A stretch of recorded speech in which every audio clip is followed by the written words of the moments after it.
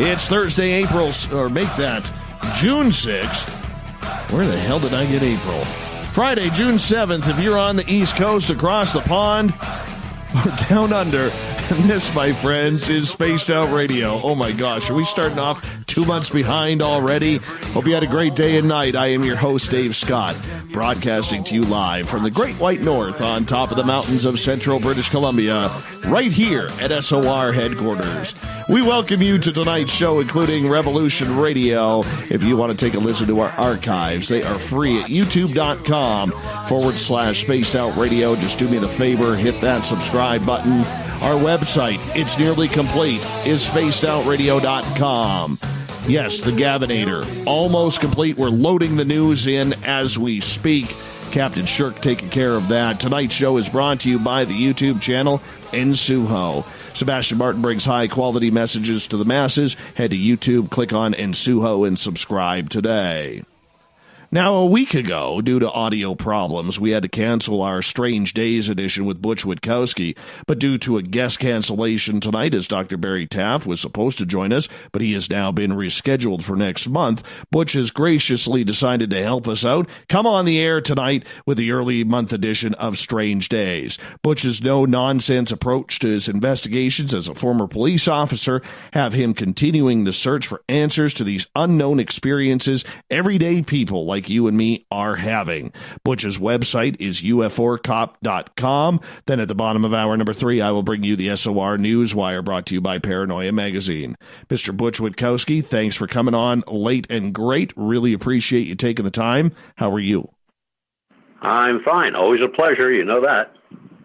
Well, it's a pleasure for me, too, because I like talking to you. Our audience likes talking to you. You would not believe the harassment I took from people on our YouTube comments, on Facebook, on Twitter, that you were not on last week. These people were ready to bring hellfire and brimstone to SOR headquarters, my friend. You know, I was blown away. You know, my numbers, when I have you on the air, they are some of the highest rated shows that we have every time, which I thank you so much for. But these people, I thought the pitchforks were coming out, Butch. I really did. Well, look, last week when everything went haywire, you can't say that we didn't try. I mean, it was just one of those things that it just wasn't going to happen. Oh, I understand. I totally understand. And for people who don't know, we actually blew a virtual cable that connects the computer to Skype and to Spreaker, our host account, where we get the signal out for everybody. So that's what happened, is we blew that cable, and it took us about an hour and a half to finally get it done. By that time, it's way too late to do a show. But, you know, we tried to get you on last week, but you were off to a Bigfoot conference in the East there that Eric Altman was putting on. Tell us about that. Oh, man, I'll tell you, we had a great time. It was, well, they were calling for rain, and I had left Friday morning. Sean Forker he left Friday morning. And I got there about noon, and they said they did have a little rain in the morning, but it just went away. And it got really hot, really nice. And, Friday's basically setup time for everybody. So they showed us where our table was going to be, and everybody started milling around and getting their tables and showing up, kind of mishmash. But it was really cool for me because people that I've been talking to for years, like Ken Gerhardt and Dr. Meldrum and all those folks, were all there. So, and it doesn't really start on a Friday till 4 p.m. So there was a lot of time to go around and discuss things, look at things. And it was just, I don't know how many people were there. It seemed like about 250,000. The first year, I think they had like almost 200. The second year was over 300. This year, I'm pretty sure it was over 500 people. Good. And they had a lot of guest speakers, a lot of information, a lot of vendors, a lot of books you could buy. I mean, you could buy I was looking at an 8-foot tall Yeti statue cut out of a log until the guy told me the price. Then I had a heart attack and walked away. Oh yeah. But it was fun. A lot of interesting speakers. Some local folks, here from Pennsylvania. A lot of folks not from Pennsylvania, but at our table we were just set up with basically Fortean information, and we had a map out of the lichen loop and stuff, which drew a lot. I mean, I was at the table for 2 days, got to walk around very little, and it was great interest. A lot of good stuff, a lot of information pointing us in different directions, which is good.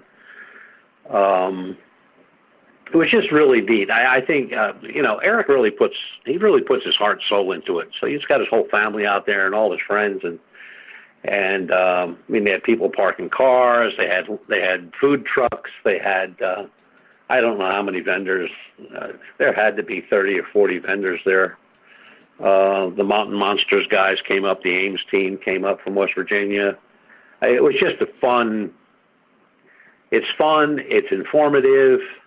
I don't know that he's going to do another one next year. I think he's going to try to do it like every other year, because he sold tickets out a month ago. Wow. And it's all for charity. 3 charities get it. Get the money after all the bills are paid. They get whatever's left over, which is nice, because then nobody can say, "Oh, he's just running this to make money," which they do anyway. But it's nice to have a relaxing weekend out in the open with folks that you deal with, you talk to, you investigate and research with, you read their books, you have a lot of questions. Meldrum brought some footprints along that were extremely interesting. Ken Gerhardt, well, he's just interesting, period. And he and I finally settled the thing that Dogman and bipedal canine are two different things. And it was really a great time. We got invited to one of the cabins for dinner, I can't say enough about it. It was just a super fun time. And then of course when I leave on Sunday early, it's a horrendous rainstorm all the way from there all the way to my house, but it was well worth it. Yeah, I had a great time. When you go to a conference like that where you have so many heavyweights, yourself, Ken Gerhard, Jeff Meldrum, Eric Altman, just to name a few. Yeah. What kind of, is there that one-upsmanship that happens that we see at a lot of paranormal conferences or even UFO conferences where you're all trying to one-up each other on stories and research, or is it a real team effort, Butch?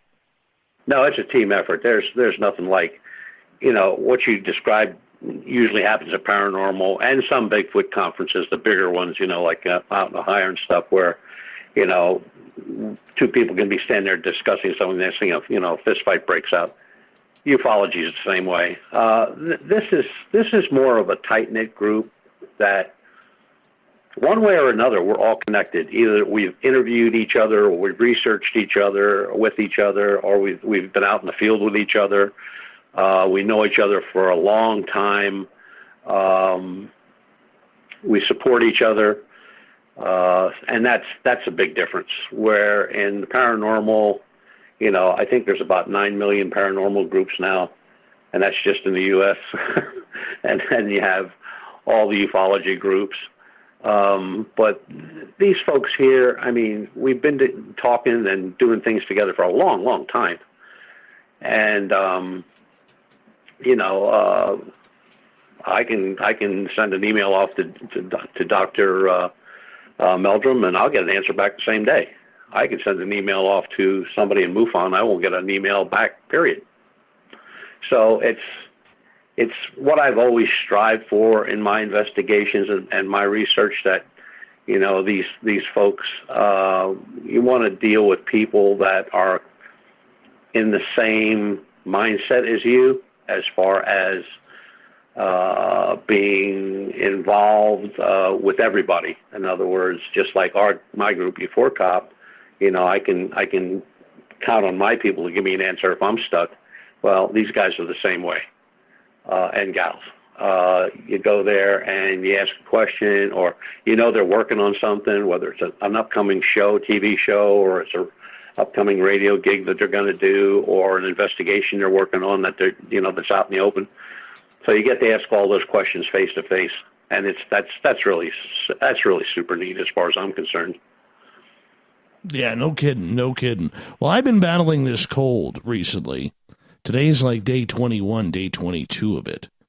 And I finally went to the doctor today to see about getting some antibiotics or something. And the doctor told me I had a little bit of a bronchial infection. So that's why my voice is sounding as raspy as it is recently. So I've got one of these puffer things now that I got to sit back on a couple times a day, and some nasal stuff and all this kind of stuff. Old Davey's in rough shape, but you know what? We're not canceling shows around here, man. We're not canceling shows. My audience would kick my butt. Look what happened last week with you. They kicked my butt, my friend. But nonetheless, you had that feeling they were going to show up with a rope, did you? Yeah. I mean, this is why I'm glad I live in the middle of nowhere. I got trail cams all over the place, trip wires, stink bombs. Anybody tries to invade, unless they're coming from the sky. I don't know how to prep from the sky. Maybe I'll build a mini wall or something like that to block myself. But nonetheless, I'm starting to feel better. Doctor says just give it some time, give it about a week, and we'll be doing pretty good. My buddy Mikey, Mikey, he's emailed you a number of times. He's in the chat room. Yeah. Well, I gotta tell you, he was out in the bush here. He won't even tell me where, the dirty bastard. Right? Won't even tell me where. But apparently he found a row of 7 tracks. Well, at the conference, there was a lot of talk about the pickup of more Bigfoot reports and strange tracks being seen. And that was up north, that was south, east, west. I mean, it was all over the place. And some very strange tracks found that nobody's been able to identify. They don't look like Bigfoot. They're definitely not human. They're not canine, but they look more like, how'd the guy describe it? More like a lizard type of track, with long toes and very narrow and very long in its total shape, and it just I'm going like, that's all we need now. We need just reptiles running around. But a lot of Bigfoot sightings popping up in Texas. Ken Gerhardt, of course, is on that. We got to talk to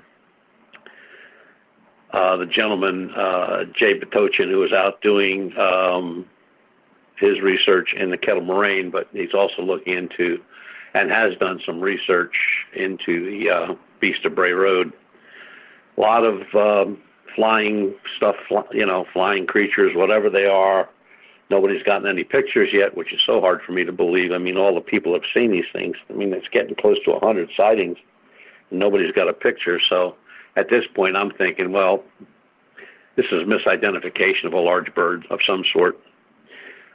And I'll probably stay that way until it comes back that they got a photograph or something better than that. They got one. There were some good paranormal things going on as far as research into different types of equipment that they're trying to develop, where you can just set it throughout a house or wherever you're going, and then do what you got to do. Sit outside, go smoke a cigarette, drink a beer, whatever you're going to do. You don't have to be in the house.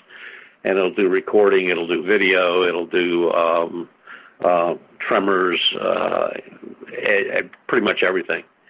And one of the things, I guess, that was kind of intriguing was there was a guy there from FLIR, and FLIR is developing an affordable camera that you can mount on your vehicle, either permanently or with a magnet mount, and put it up on the roof and go driving around and view it in the inside of your vehicle, which is kind of cool, because the last one I priced was like $35,000, and that was out of the question. But he said this thing's probably this thing's going to be around $2,500. It's a full FLIR, made by FLIR. They're testing them now, and you can mount them, just right on top of the roof of the car or truck, whatever you're driving, or just, with a magnet mount, just set it out on the hood and just sit in the truck and car and watch what's going on. It's movable. It goes up, down. I think it won't go 360, but I think it'll do 2-something turning. But it's a full FLIR, and out of all the equipment that we all use, whether it's ufology or paranormal or cryptozoology, everybody kind of uses, in one shape or another, a FLIR device.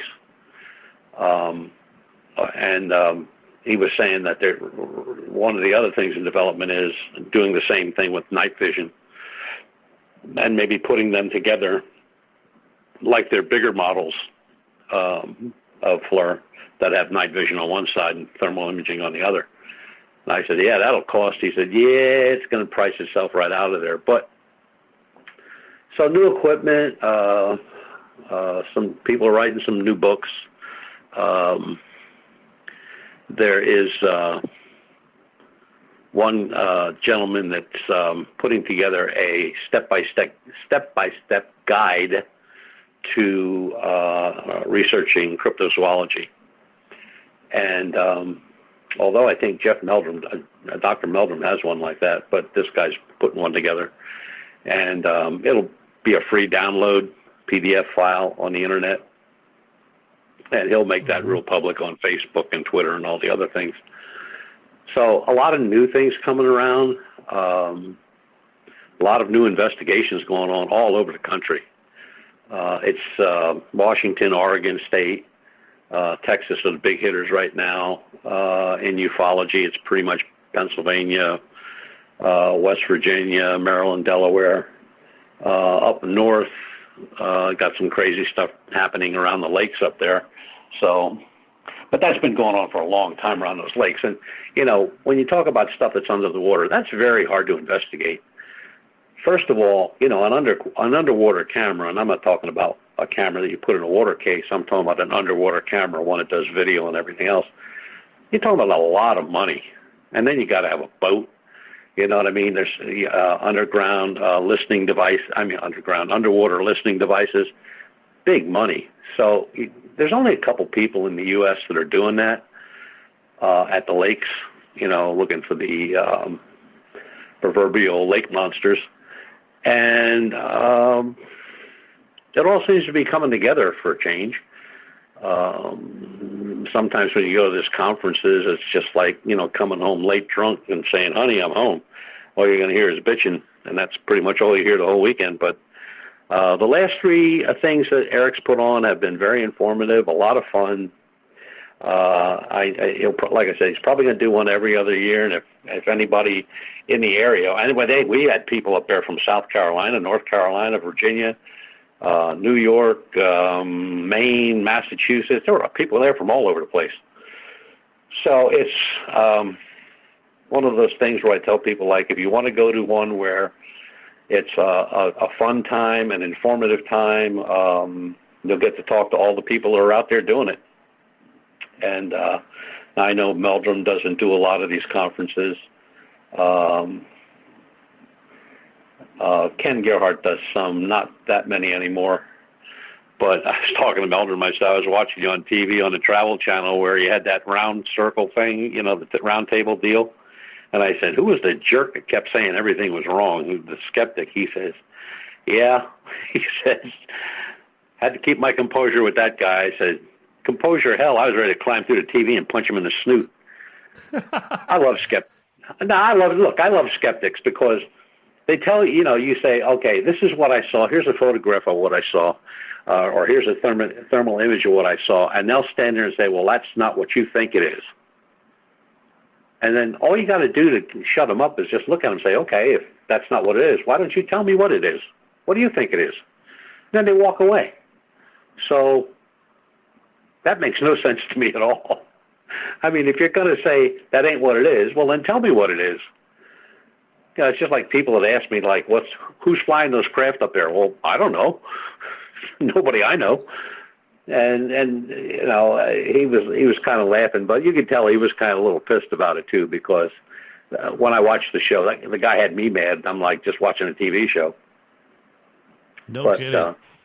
The guy was just a jerk. I mean, they had, I think there were 7 researchers there. Now these people all have, they're all with universities. They're all professors. They got PhDs. They got this. They got that. And this schmuck, I don't know what I think he was a mechanic or something, worked at his dad's garage. I have no idea. But he had all the answers, and everything. He said Gigantopithecus didn't exist. Well, that's been proven that, yeah, it did exist.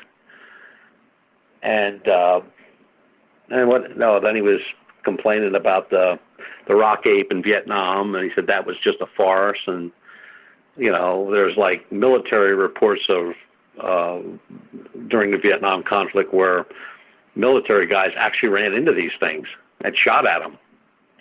So you're never going to convince a skeptic. Now, I like a skeptical believer, because a skeptical believer is a person that they want to believe, but they're skeptical until they have the evidence. And then when they get the evidence, then they're a believer. And I always kind of fancied myself as a skeptical believer. I need to see the proof. I want to see something. Stories I get by the thousands. I don't need any stories. But had another sighting down here at my home, my new house. That's the third one since I live here. What kind of sighting? We got about 20 seconds. What kind of sighting? I was out back on the patio, and I saw this light, like, coming straight ahead, and it was moving very fast. That's what caught my eye, very fast. But it wasn't zigzagging. It was swaying back and forth. And then it kind of slowed down as it came closer. It got bigger, and it kind of slowed down, and it went in a different direction. Then it slowed down again. It made a turn like you'd turn a car into a parking lot. You know what I mean? Very slow, very easy, very wide, and then it disappeared out of view. But, well, let's pick it up right from there when we get back. We're going to talk some skepticism as well on Spaced Out Radio. Butch Witkowski joins us for Strange Days. A few days after he was supposed to, but that was our fault, not his. We'll be back with more Spaced Out Radio right after this.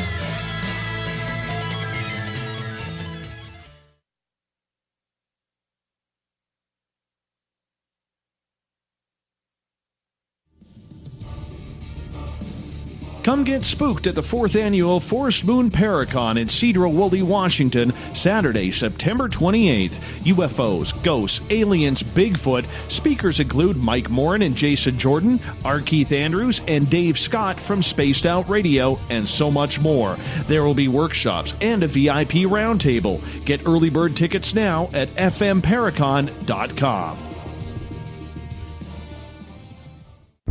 Are you intrigued by Paranormal Talk Radio? You'll love the new Paranormal Radio app from TalkStream Live.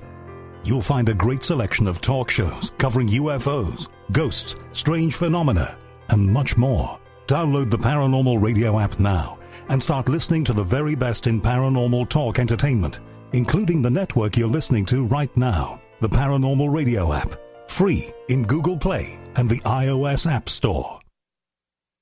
Looking for the stories of the strange and weird that you will find hard to find anywhere else? Check out the SOR Newswire on our website. Our writers, led by Captain Shirk, are scouring the world for the oddest and most bizarre stories we can find. Everything from weird crime to suspenseful and paranormal. We're working hard for you to bring you the most intriguing news of your day. Check out the SOR Newswire at spacedoutradio.com today. A timepiece is a reflection of who you are, and what better way to show off the real you than with an escape watch? Escape is a lifestyle brand accessorizing your days and nights. Choose to escape and create the life of discovery that you deserve. Dream, play, unite with your own personalized escape watch. Head to escapewatches.com. There is no time like the present to enjoy your escape. Use promo code SMF2017 for your 20% discount today.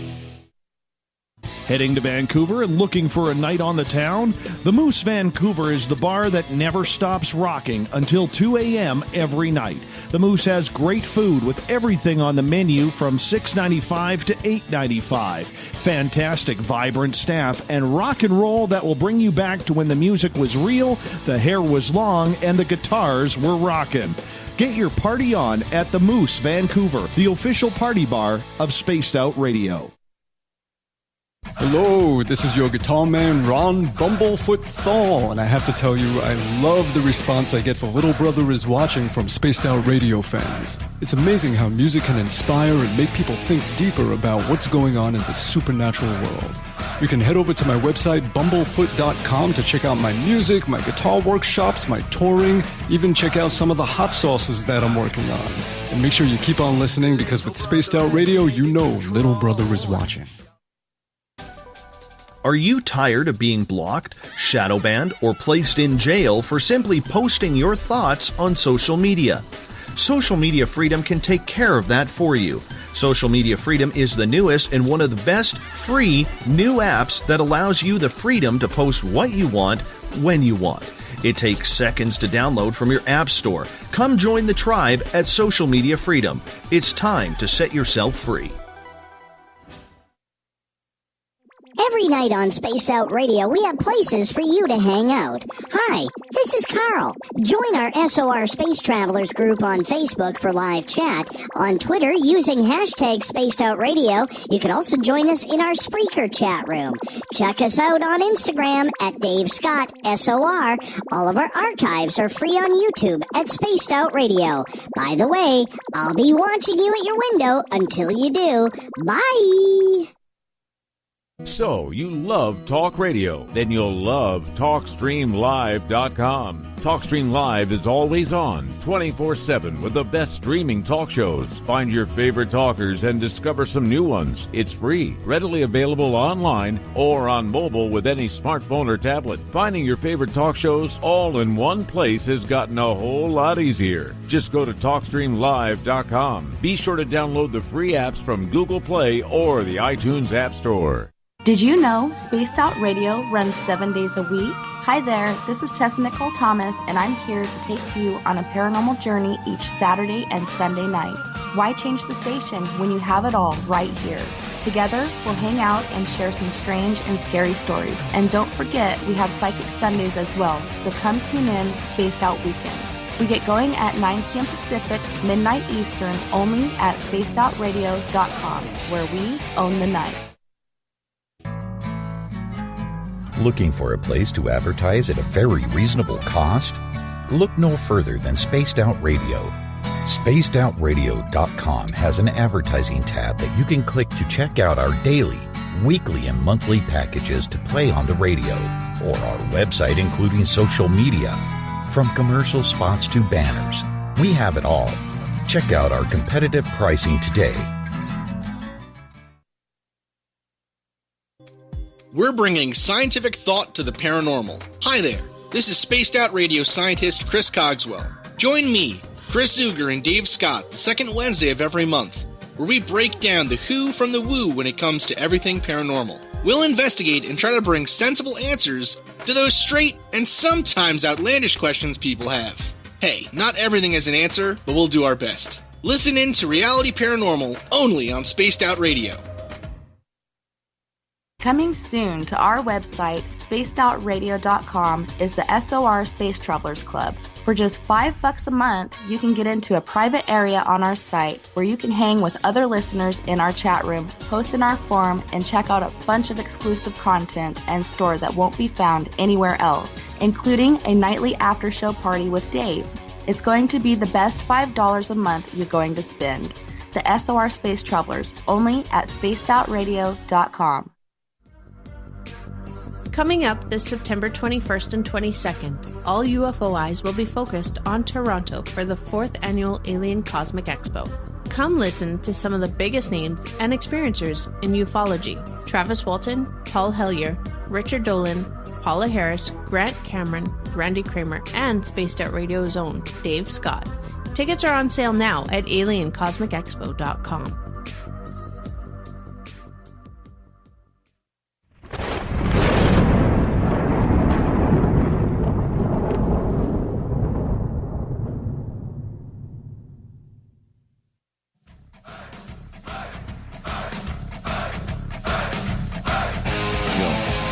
Okay.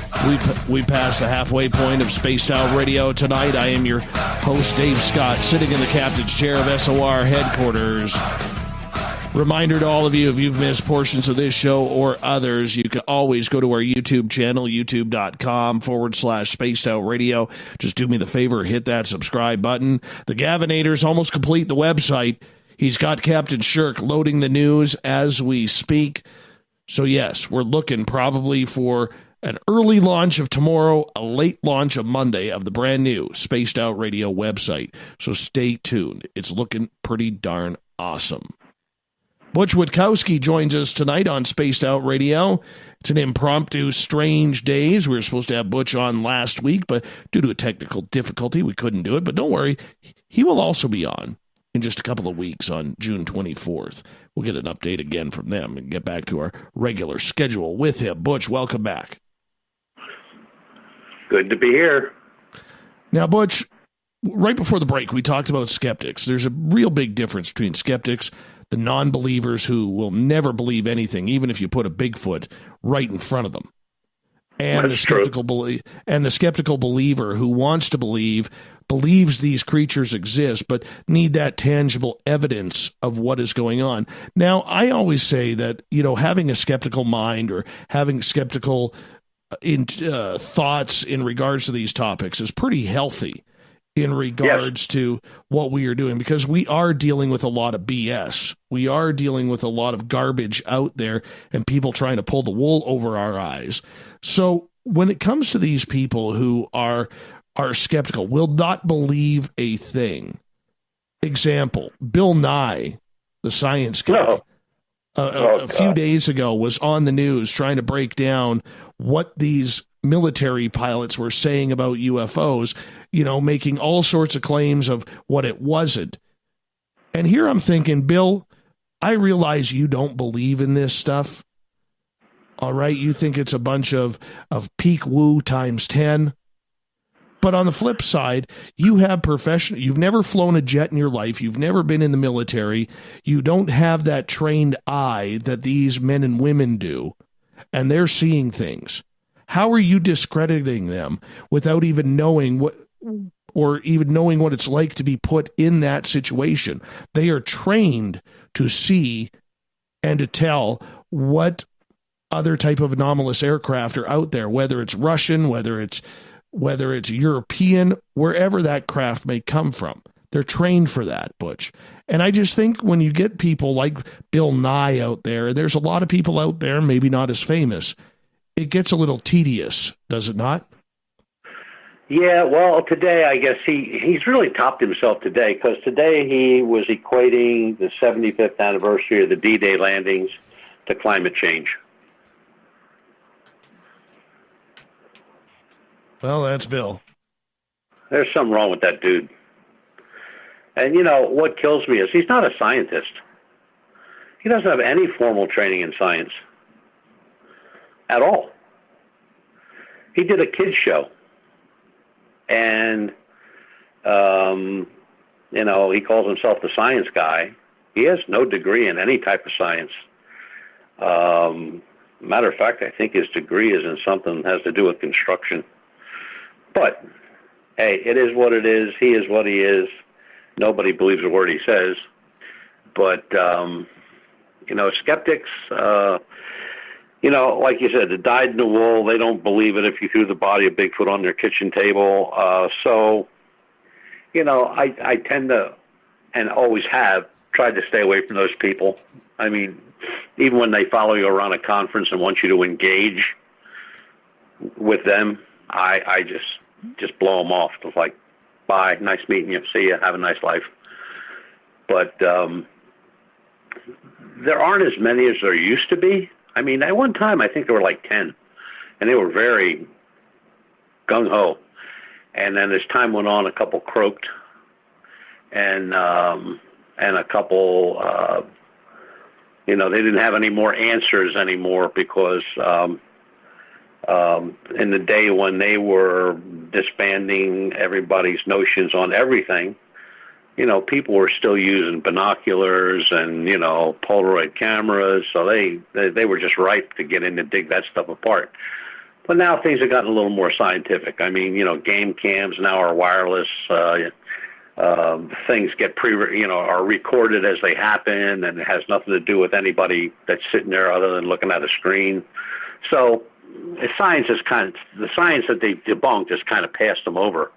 So there's not a whole lot of those guys out there, and I think there's like 4 left. When you start comparing D-Day, and my father went in on the second wave at Omaha Beach as a medic, and I remember all too vividly what he told me it was all about and what it looked like. So when that moron starts to connect all those guys that knew they were going to die the minute they stepped off those landing craft to climate change, nah, that just did not sit well with me at all, and a lot of other people. But anyhow, before I forget, I got to tell you about this sighting at my house. Yeah, do that. Let's do this. So I'm out back, I'm watching, and like I said, I see this thing coming, and what caught me was the speed, because I caught it on an angle, and it was just outrageously fast, and I've seen a lot, 16 of them so far. Well, this is 17.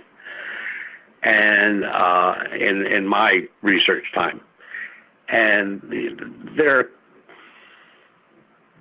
fast, but this one was out of the ordinary fast. I mean, it was really moving, and it was a bright white orb, and it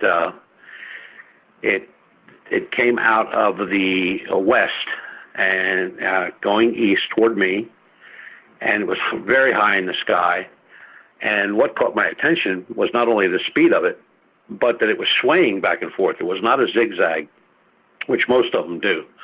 It didn't drop, it didn't go up, it didn't stop, it didn't do any of that. It was just like swaying, like a swing was swaying back and forth. And as it got closer, it was too far away for me to run into my library and get a camera. So I just kind of stayed on it.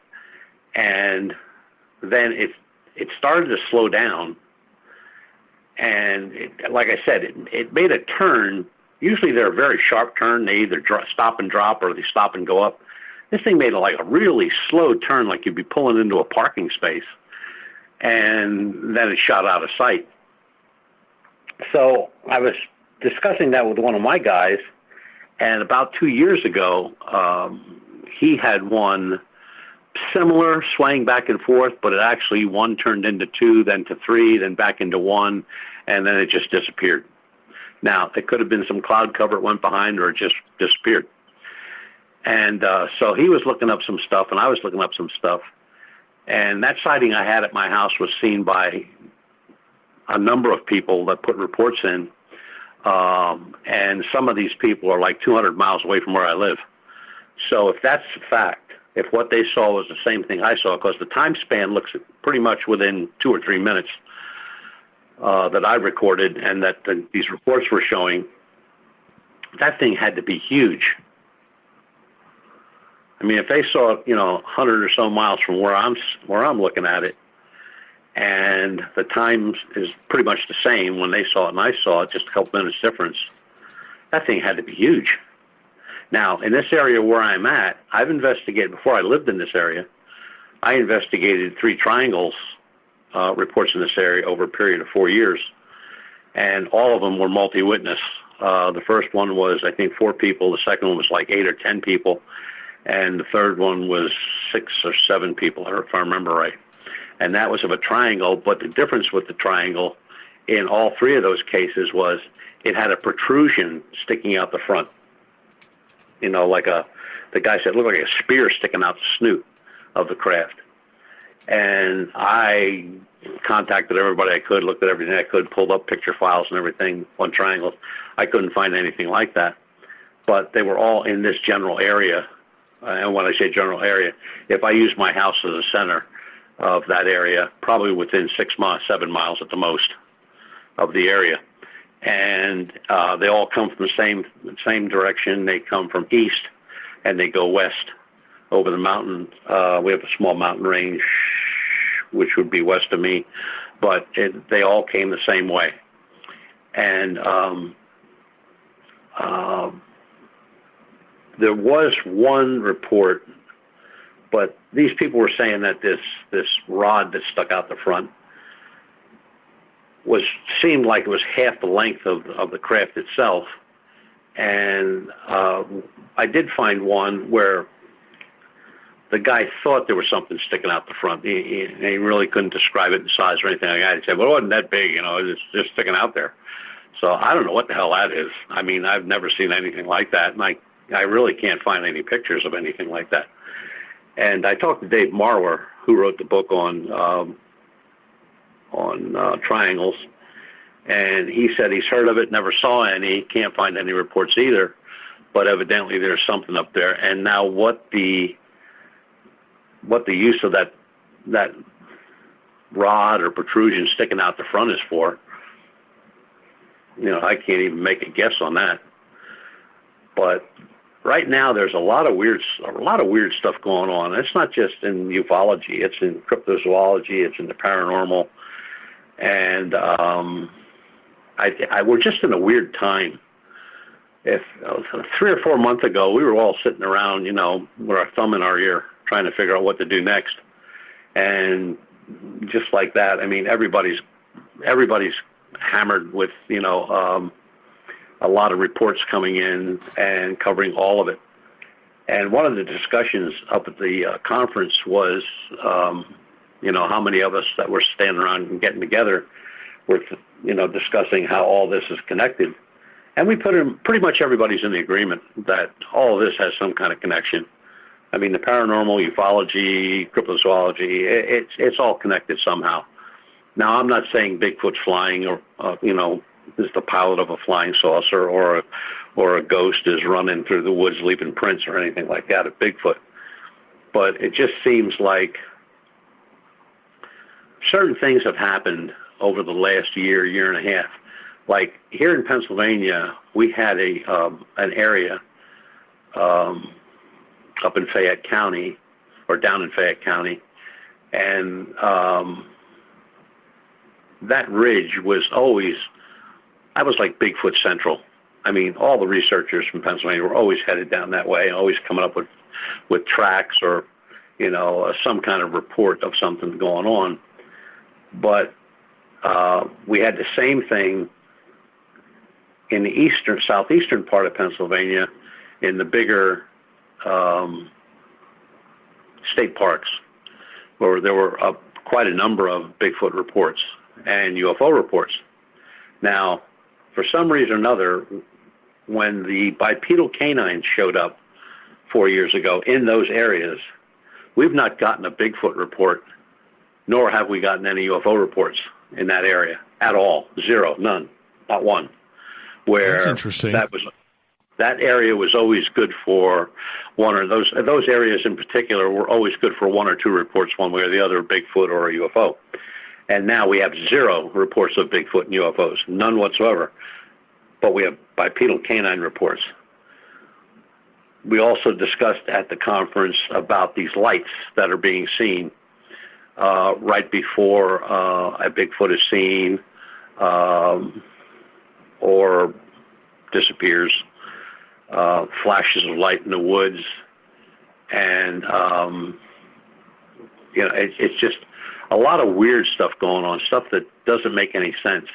Now, we have one bipedal report where the guy said it looked like it had a silverish aura around it.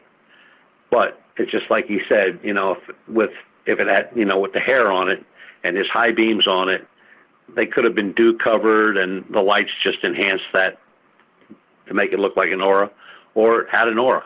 So what the hell is the aura? What does that mean? I mean, I don't get that at all. Now, in Bigfoot reports, we hear that a lot, where there's a Bigfoot is seen, there's a flash of light, and he's not there anymore. Or there is a flashlight, and then a Bigfoot is seen. So, of course, the interdimensional thing was discussed, but being that nobody can explain what interdimensional travel is, that's kind of up in the air. And I'm going to answer Bigfoot Schmidt's question right now in the chat room. Sure. Yes, it does go in cycles. The reports go in cycles.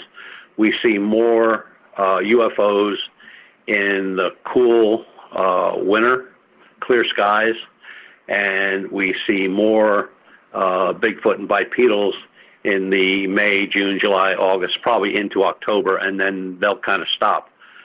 So, yeah, it is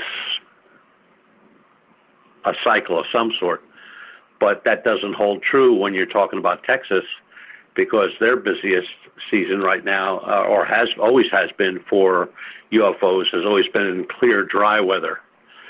And their Bigfoot season in the Pineys of Texas pretty much runs year-round. But now they're getting a lot of reports, like Ken was saying, Ken Garrett was saying, they're getting a lot of reports of bipedals or what they think are bipedals. So it's just a weird time right now, and I don't know why. Seasons has always run the same way. Yeah, there have been UFO sightings and Bigfoot sightings the same place, same time, but not so much like it is now. And like having an area that was really loaded with Bigfoot reports, and then a bipedal shows up, or bipedal reports start to show up in that same area, and the Bigfoot reports are gone. I mean, we have none, zero. Nobody does. I talked to two other researchers that work in that same area for Bigfoot, and they said, we haven't had a report in over a year and a half, 2 years. Well, 2 years ago, we got the first bipedal report in that particular area. Now, maybe they don't like each other. I don't know. Maybe they just can't cohabit. But it's not like there's not enough water and food. It is, it's, one of those things where it's just kind of, in my mind, it's just bizarre the way things are coming about. Paranormal stuff right now is like top of the list. There's all kind of crazy stuff going on in cemeteries and in old homes, places that have been visited many, many times by many, many paranormal researchers are now getting more stuff going on. I was talking to one group from Legionnaire, Pennsylvania, and they've been at this one particular location for, I think he said 3 years. And he said they went into the place, and while they were standing in the hallway before they went upstairs, the stairs collapsed. Just fell in, right into the basement. He said there was nothing wrong with them last time we were there. He said not that they were rotted or anything. He said they just fell in. I went like, wow, that's strange. And so, like I said, a lot of weird stuff going on all over the country. It's not just here or out west. It's everywhere. Montana right now is having a kind of a waylay with some kind of creature that they're saying is like half humanoid and half mountain lion. You know what I mean? It's so I don't know. I don't have any answer for it. Nobody else does either, by the way, of why all this stuff is going on now or has started this particular year. Because I'll tell you, at this time last year, everybody's sitting around sucking their thumb and drinking a beer. And now it's just like, my desk is filled with reports and photographs to look at and then, other correspondence I got to do. But it's really strange that we had such a dry period of like pretty much nothing. And now everything's going on: Bigfoot, bipedals, UFOs, paranormal. It just even the people at the lakes doing the lake stuff, looking under in the water and stuff. They're busier than crap. So don't know. Have no answer for that. All I know is that everybody I know is busy. We only got about 2.5 minutes here before we need to go to break. I want to get to a quick question here from Michael in the chat room. He is asking, Butch, what is the largest Bigfoot print you have heard of or seen on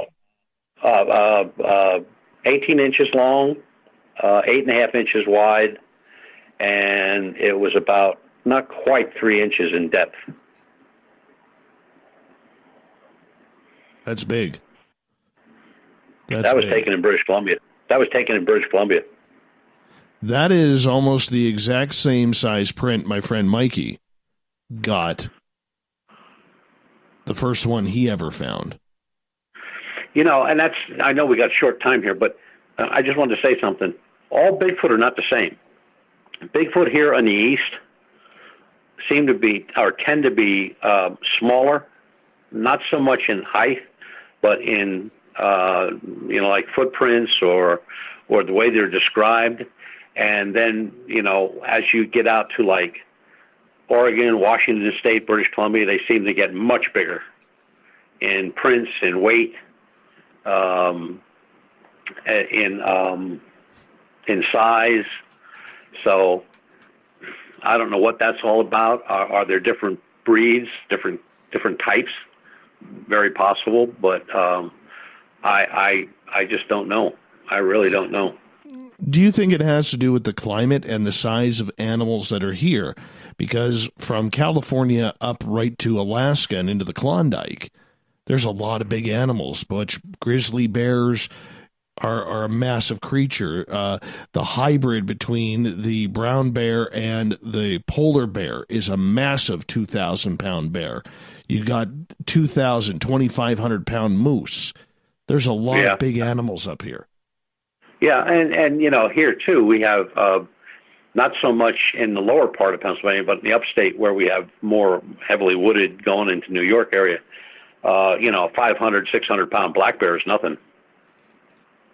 And that's big for a black bear. Usually they run between 250, 300 tops. Absolutely. Butch, we're going to put you on hold right there because I think getting started on something else, and I know there's a couple more audience questions out there that we are going to get to. We will get to them when we come back from the break as we cross over to the other side. Butch Witkowski's Strange Days normally happens the final Monday of every month. We missed last Monday, but we had to get Butch on for you. I took too much heat, way too much heat from our Spaced Out Radio listeners. So I had to get Butch back on. We'll be back with more Strange Days, Butch Witkowski on Spaced Out Radio, Hour 2, coming up.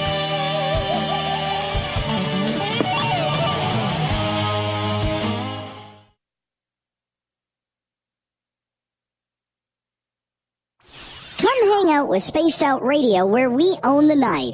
This is Carl. You can follow Dave on Twitter at Spaced Out Radio, and during the show, use the hashtag Spaced Out Radio to chat with us live. On Instagram, at Dave Scott SOR. On Facebook, give our page a like, Spaced Out Radio Show. SOR archives are free on YouTube at Spaced Out Radio. Come join us, or I will come join you. See you at your window. On the first Tuesday of every month, I encourage you to come along for a journey with me, Geraldine Orozco, on The Spiritual You. Together, we will take a look at how to access the highest expression of yourself and change your life. Consciousness, ET contact, health, and wellness, we can talk about it all. So come along for a spiritual ride with me, Geraldine Orozco, on The Spiritual You, only on Spaced Out Radio. Get your horns up with me on Spaced Out Radio. This is Ron Bumblefoot Thal. Come tune in to SOR where you can hear me rock out with Little Brother is Watching, the official theme song of Spaced Out Radio. And then come on over to bumblefoot.com where you can find out about my tour schedule, my music, and everything else. Bumblefoot.com keeps you up to date on what I'm doing and the best way to stay in touch with my music and music camps. Sign up for my newsletter at bumblefoot.com and remember, Little Brother is watching. Canada's largest UFO conference is ready to roll in Toronto this September 21st and 22nd at the Alien Cosmic Expo. This year is about the experience. Listen to the stories of Dave Scott, Travis Walton, Paula Harris, Grant Cameron, Ryan Stacey, Richard Dolan, Leslie Mitchell-Clark, and more.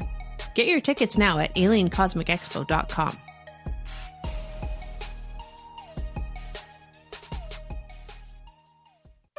Find your escape where time has no limits.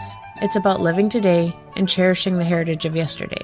A spirit of adventure for what is new with the nostalgia of the past. Your timepiece is a reflection of who you are. Life surrounded by beauty from the world around us to the soul within. EscapeWatches.com. There is no time like the present to enjoy your escape. Use promo code SMF2017 for your 20% discount today. The Call of the Wild is in Vancouver. The Moose Vancouver is one of the hottest bars and restaurants in the city. Open until 2 a.m. nightly, the Moose will rock you like a hurricane all night long.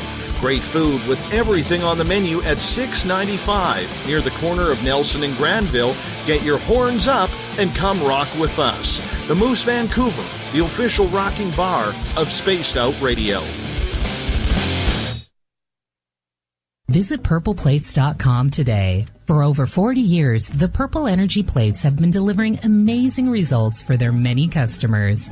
Inspired by the great genius Nikola Tesla, the harmony, healing, and energetic effects of the plates have proven over and over to be beneficial and often miraculous to thousands of customers. Check their site for daily specials and choose from their many energy products. You won't be sorry. Visit them today at purpleplates.com. The freedom to post what you want, when you want. That's the social media freedom you need.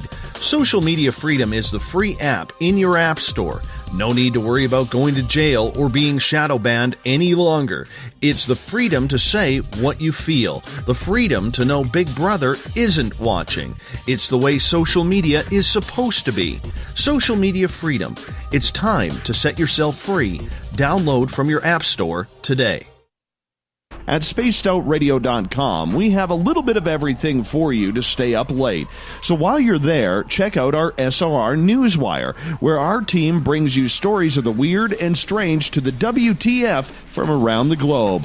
News on Bigfoot, UFOs, paranormal, Darwinian-type crime tales. It's the stories that the mainstream media usually won't touch. Well, we got them all on the SOR Newswire, only at spacedoutradio.com.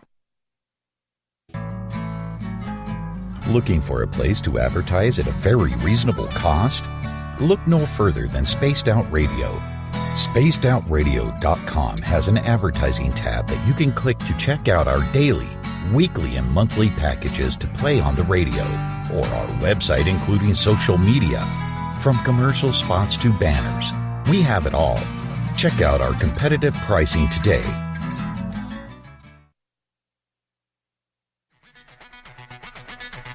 Come get spooked at the 4th Annual Forest Moon Paracon in Cedar-Woolley, Washington, Saturday, September 28th. UFOs, ghosts, aliens, Bigfoot. Speakers include Mike Morin and Jason Jordan, R. Keith Andrews, and Dave Scott from Spaced Out Radio, and so much more.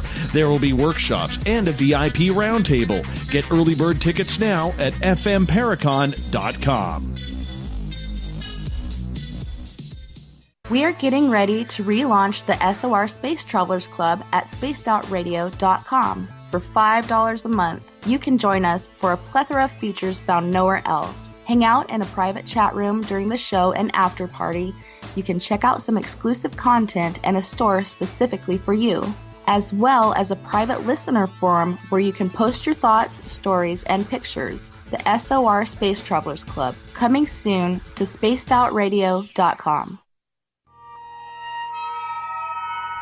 You hear footsteps in the empty room above you. A rocking chair begins rocking by itself. Don't be afraid of the things that go bump in the night. Reach for Spirit Storybox, the iPhone app the Huffington Post UK called the only ghost hunting app you will ever need. Spirit Storybox. The spirits are telling their stories. Are you listening?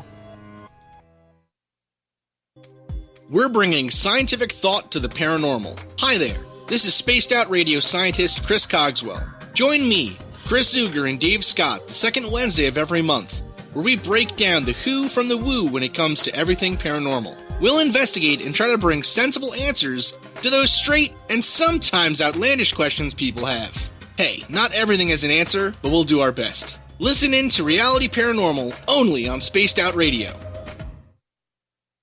So, you love talk radio? Then you'll love TalkStreamLive.com. TalkStream Live is always on, 24/7, with the best streaming talk shows. Find your favorite talkers and discover some new ones. It's free, readily available online or on mobile with any smartphone or tablet. Finding your favorite talk shows all in one place has gotten a whole lot easier. Just go to TalkStreamLive.com. Be sure to download the free apps from Google Play or the iTunes App Store. Hey, this is Canadian Paranormal Investigator Mike Moore. The third Wednesday of every month, I'll be teaming up with Dave Scott to bring you Ghosts of the Great White North. Each month, we will bring on guests from across Canada to discuss their ghostly encounters. Canada is a paranormal hotbed with stories you've never heard, so we're going to bring them to you. So get comfy on your Chesterfield, grab a donut, and join us, eh?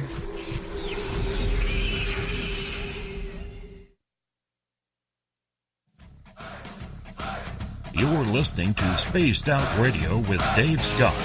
Follow Dave on Twitter at Spaced Out Radio and on Facebook, Spaced Out Radio Show. Welcome back to the second hour of Spaced Out Radio. Tonight, I am your host, Dave Scott. Thank you so much for joining us.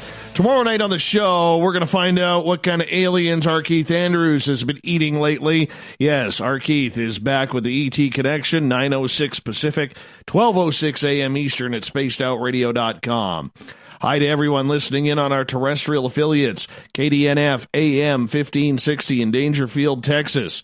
We have KDUN AM 1030 in Reedsport, Oregon. In Ridgecrest, California, KZFX 93.7 FM, WQEE 99.1 FM in Union, Georgia, and UPRN 107.7 FM in New Orleans. On the digital side, we're proud to represent Revolution Radio. Thank you so much for being with us. And don't forget, all of our archives are free for you at youtube.com/spaced out radio. Just do me the favor, hit that subscribe button. The Desert Clam has set the password for tonight in the SOR Space Travelers Club, Tellurian. Tellurian is your password. Make sure you use it wisely, Space Travelers, as the Clam sets the password each and every night right here on the mighty SOR. Our website is spacedoutradio.com, currently under construction. The Gavinator almost done the rebuild. We're putting the news in now. We're hopefully for an early launch tomorrow, a late launch on Monday. We'll see where it goes, but it's going to look really, really good. So stay tuned.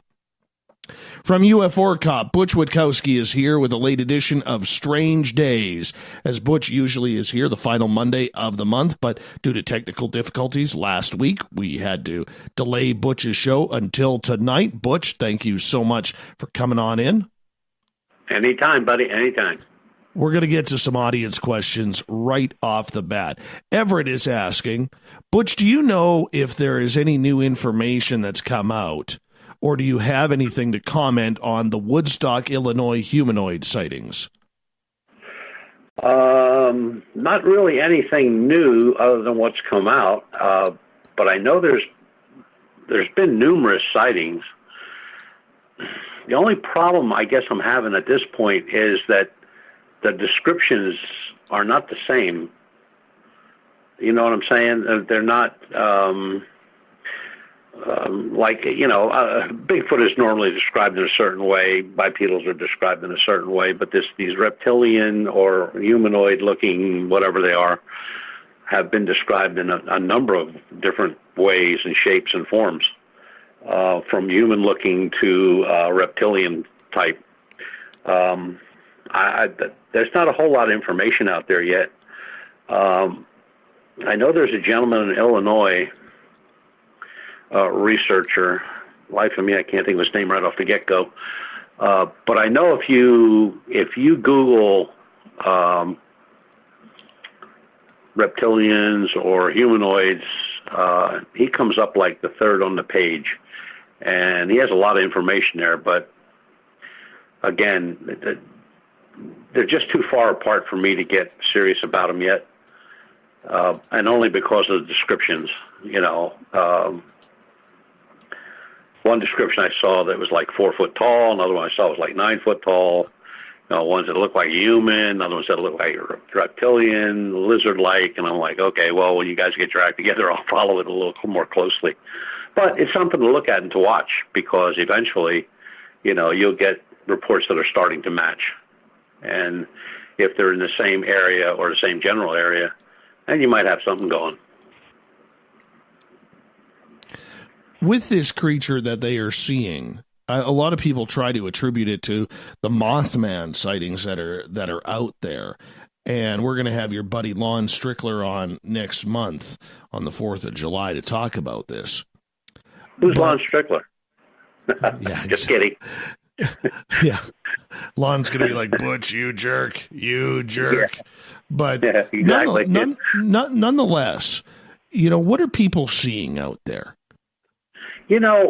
It's kind of strange, because in some instances, when they're describing what they're seeing, the first thing that pops in your mind is a crane, or it's a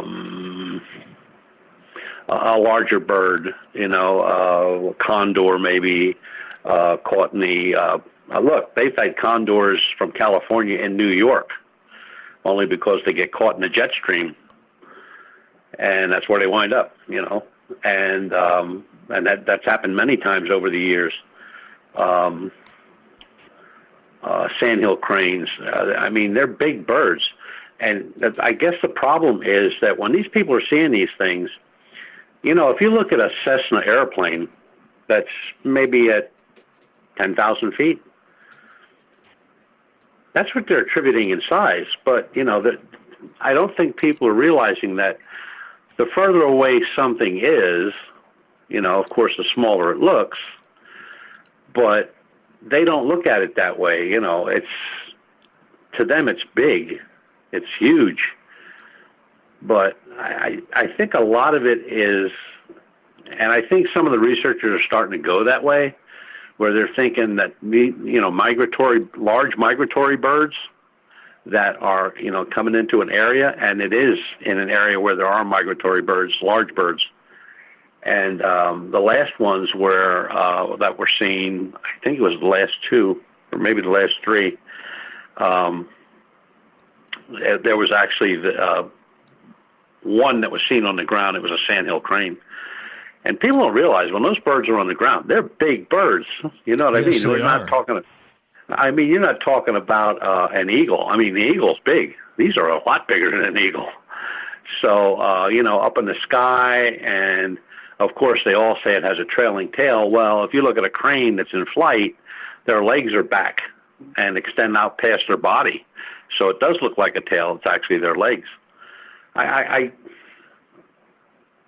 hoping it's misidentification. I don't want to be chasing Rodin across the country.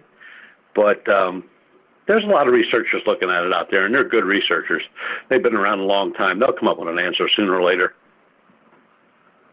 We got those sandhill cranes around here, and I'd never seen them before. They're standing 5-6 feet tall. Yeah, they're exactly. Big birds. They put their wings out. Birds. They put their wings out. They look like a Cessna. You know what I'm saying? Oh, yeah. They look like you climb on it and fly away. They're big. Oh, yes. Oh, absolutely they are. Absolutely. And when you think if a bird is that tall, you're looking at a 10 to 12 foot wingspan as well. Mm-hmm. Yeah. Easy. Some bigger. I think that what's the one that they always talk about that's over the ocean? I can never remember the name of the thing. It's not talked about a lot, but there's a huge bird that flies over mostly inland areas of large oceans. and it's got a 16-foot wingspan. So you can imagine what that looks like going up in the sky. Yeah, no kidding. Mothman was not, people misinterpret Mothman as to these creatures because Mothman didn't have very large wings. As a matter of fact, when people said he extended his wings, it was like 6 foot. But for his size, that's relatively small. And then a lot of people attribute the statue that's down there in West Virginia as what it looked like. Well, that was totally artistic movement there because it didn't look anything like that statue. And, it's, I don't know. It could be anything. It could be a buzzard. You ever see a turkey buzzard? They ain't little either. Yes. No, so we have them around here too. Yeah, they're big. When you figure out that a condor will pick up a goat that don't weigh 20 pounds, and they pick up a goat like it's nothing and just fly off with it. So, eventually somebody will come, and it just burns me because all these sightings, and it's in the hundreds now, nobody's gotten a picture. Not one. Now, come on, not one picture? Give me a break. One? Just one. I just need one picture. That's all. Just give me one. Jade was asking, are you talking about the albatross? Albatrosses get big. They're not. They're about the size of, I think, a falcon. I think a falcon is close to an albatross. Some are a little bigger than others, but right now, I think that whole thing is up in the air. When you have Lon on, maybe he's come up with some stuff that I haven't thought of. But my involvement in those cases out there was strictly on the research end when they started. I'm not doing any investigations on those cases because they have people out there that live out there. And I was just doing some research on where it possibly could hide in the Chicago area, in the underground, and all that stuff, which is still there. So I'm really not all that familiar with it, but they sure are. Why do we not hear more of these types of reports if they're happening in the media or in the local newspapers even? People are seeing this. Out there in Chicago, they did. The local media did pick up on, I think, the first few. Then there was kind of a lull, and then when they started showing up around the lakefront area is when the media picked up some more. But, yeah, you're right. Look, the media only want to run with stuff that they can, throw their 2 cents into and make it more exciting. And I guess something flying up in the sky not hurting anybody isn't that exciting. But there was some media coverage, and it's ongoing. There were just some last week, right? Matter of fact, I read one right before I left for the conference. So, it's just like everything else. Until you got it nailed down or in a box or a bag or on your desk or you got thermal imaging of something, it's just a story now. It's just something to look into and something to investigate. And that's the name of the game, isn't it? Investigate. Let's get to another question here. Yeah, let's get to another question here, and this one comes from Joe in the chat room, who is asking, Butch, what do you know about the Ozark howler? Well, we were just discussing that at the conference. So the Ozark howler, is a mythological creature, really, that is purported to live in remote areas in Arkansas, Missouri, Oklahoma, some parts of Texas. It's typically described as being the size of a bear. Thick body, stocky legs, black shaggy hair, and sometimes having horns. Very loud vocal. But it's pretty much, as far as I know about it, and a little bit that was just we were talking about at the conference, Ken Gerhardt said it's pretty much like a local legend in certain areas. It's never been photographed. It's had some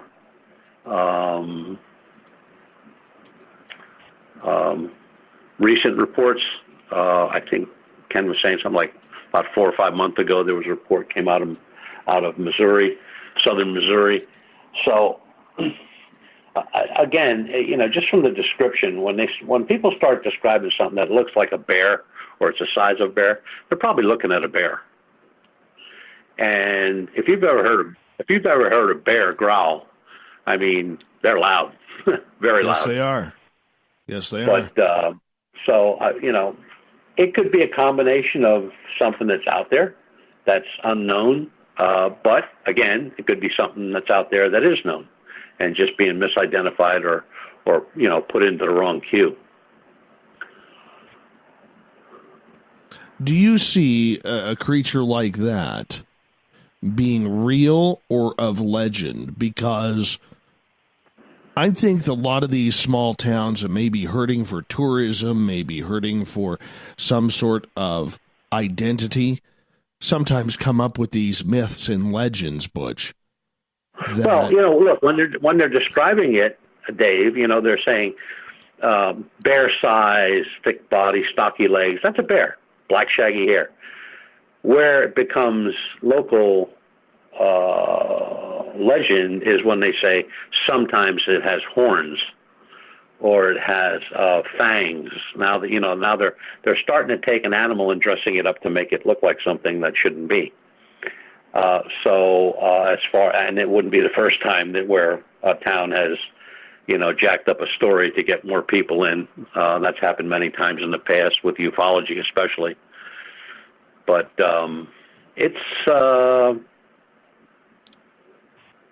they describe a bear, but then they add horns and then they add fangs. They try to make it more sinister than what it is. So that's why it falls into the category of, local legend. But that happens with everything. Yeah. Because I know my area here, when they developed it about 45 years ago, they brought in this legend of this mysterious serial killer along the Gold Rush Trail named Agnes McVie. And she was allegedly someone who murdered 50, 60 people, all men, to rob their gold when they came back down from the Klondike along the Gold Rush Trail. And sounds like a great story around a campfire. It's a fantastic story. And there's a lot of people who believe in this story because, after 45 years, it's very easy to get that becomes a lot more about history than it does become about legend. And I just see it as a good selling tool for a lot of these small towns to come up with their own cryptid creature, especially when they see the money that Roswell makes, the money that Point Pleasant makes off of tourism because of it, Washington and Oregon State because of Bigfoot, Mount Shasta because of the Crystal Skulls and the Lemurians and everybody that kind of knows what's going on around there and the high strangeness. There's a lot of tourism revenue to be made in cryptids. Oh, yeah, absolutely. It always has been. Look at the Minnesota Iceman. That guy drug around a dummy in a cake of ice all over the country and made a fortune. Yeah. So, yeah, it doesn't take much. And it's people's curiosity. It's something that they don't run into every day. If I put an announcement in our local newspaper and said, come to Butch's house, we're going to look at UFOs that are going to show up on Friday night at 10 o'clock. There's not enough parking in my whole development to put the cars in. They'd be here by droves. But it's just human nature. People want, it's exciting, it's strange, it's something they have never seen or they'll probably never see again. And it doesn't what genre it is. It doesn't matter if it's the paranormal, ufology, or cryptozoology.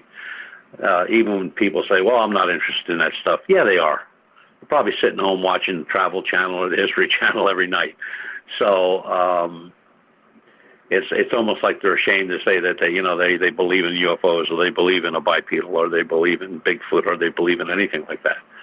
But look, I always tell people, it is what it is. What you see, you see. Try to get a picture of it. Try, document it. Do whatever you got to do to try to prove it to somebody else, and see where it goes from there. I said, who knows? Maybe the person you're saying, telling that story to, will say, look, I'll help you out with this. We'll be up to help you, or we'll be up to photograph things, or we'll be up to take casts, or we'll do this, or we'll do that for you. And sometimes it works out, and sometimes it don't work out. But just human nature. People want to know that there are things like that out there. It's almost like a fear factor. They want to be afraid of something, they're not afraid of the drunk that lives down the street that stumbles up the street singing at 3 o'clock in the morning. That don't bother them anymore. But now if he was being followed by a bipedal canine, that would bother them. That would get their interest. But it's like I said, as far as the Ozark howler, I'm pretty sure that even when we were talking up there, everybody's kind of written that off as just local legend. And you're right, the places that do say that the howlers in the area is like Arkansas, Missouri, Oklahoma, Texas. They have their little things like, we have the howler weekend, the howler conference in Texas. So, yeah, brings in money. Question coming from Spook Cat in the chat room. She is asking, have you ever taken in, he reports, a big feet outside of North America? No, I haven't. No. Not outside of North America. But they're out there, but I've never taken any out of North America. No. Bigfoot is one of those creatures that just seems to be everywhere. We got the Yeti in Russia and into Nepal and that entire area. You have the Yowie down in Australia. Are we talking about a family of creatures here around the world that are spread out? Do you believe they're related? Well, it depends how they got to where they're at now. Now, up in your area and here in the U.S., the theory there is that these creatures crossed the land bridge when it existed, into Alaska, and then made their way down and through. You notice there's never any Bigfoot sightings where these things are coming from the far south, like, from Mexico or down in that area coming north. They all come from the north down. And they're all seen in where, now I can't speak so much on the Texas ones because they seem to be a lot smaller in stature, where your area, my area, north of me, going into New York area, into Canada, they're much larger. Some researchers say that they are a tribal type of being, where you'll have certain groups that live, in the Northeast. You'll have certain groups that live in the Midwest, and then you'll have certain groups. I'm going to cut you off right there. We're about to go to break here at the bottom of the hour. Butch Witkowski's Strange Days continues right after this.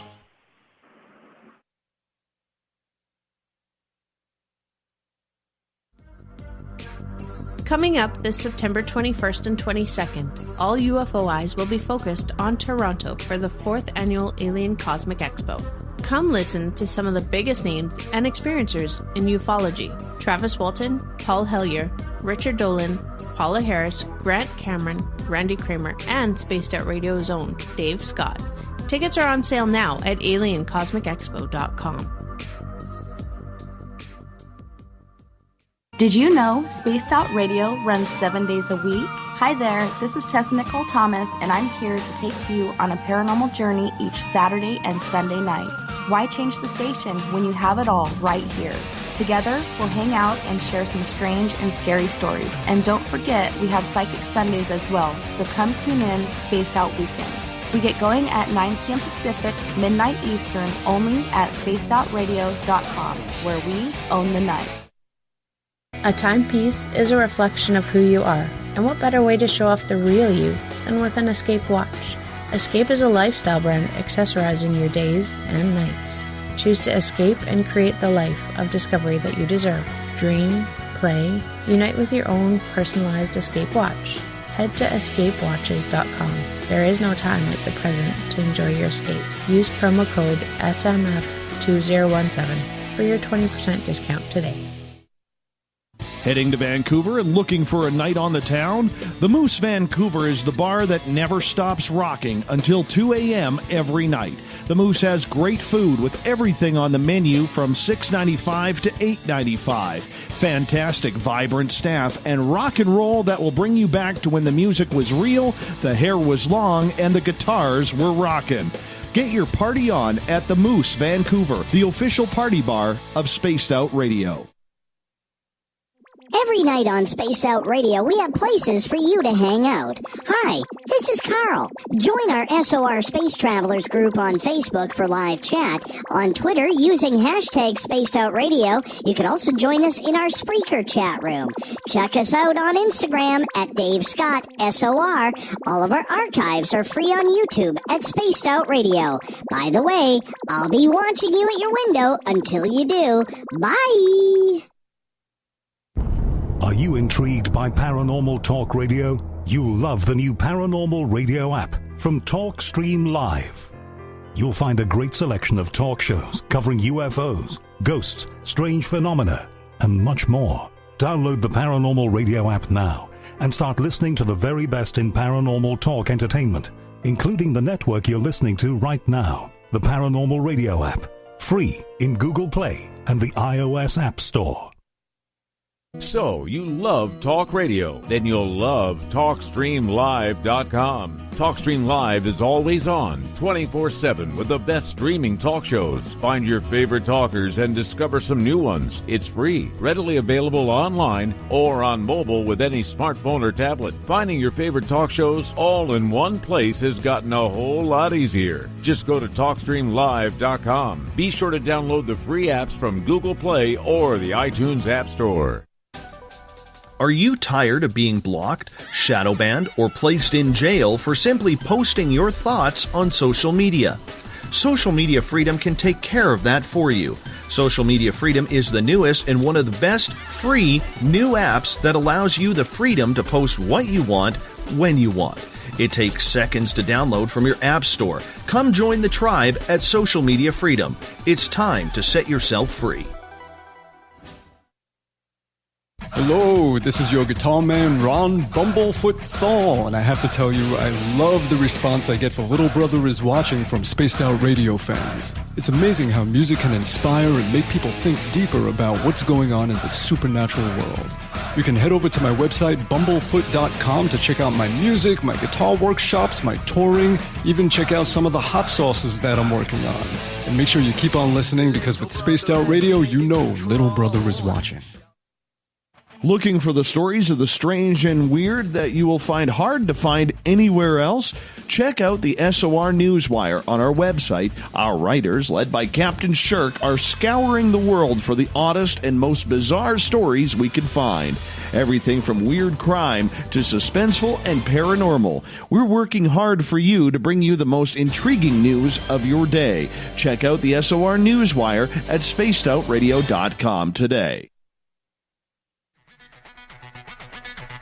Come get spooked at the 4th Annual Forest Moon Paracon in Cedar-Woolley, Washington, Saturday, September 28th. UFOs, ghosts, aliens, Bigfoot. Speakers include Mike Morin and Jason Jordan, R. Keith Andrews, and Dave Scott from Spaced Out Radio, and so much more. There will be workshops and a VIP roundtable. Get early bird tickets now at fmparacon.com.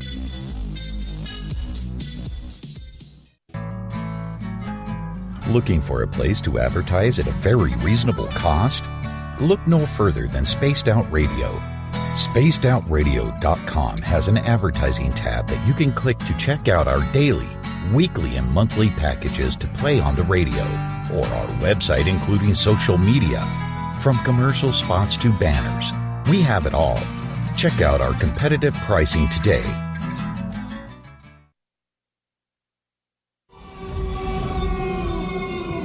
Hey, this is Canadian Paranormal Investigator Mike Moore. The third Wednesday of every month, I'll be teaming up with Dave Scott to bring you Ghosts of the Great White North. Each month, we will bring on guests from across Canada to discuss their ghostly encounters. Canada is a paranormal hotbed with stories you've never heard, so we're going to bring them to you. So get comfy on your Chesterfield, grab a donut, and join us, eh?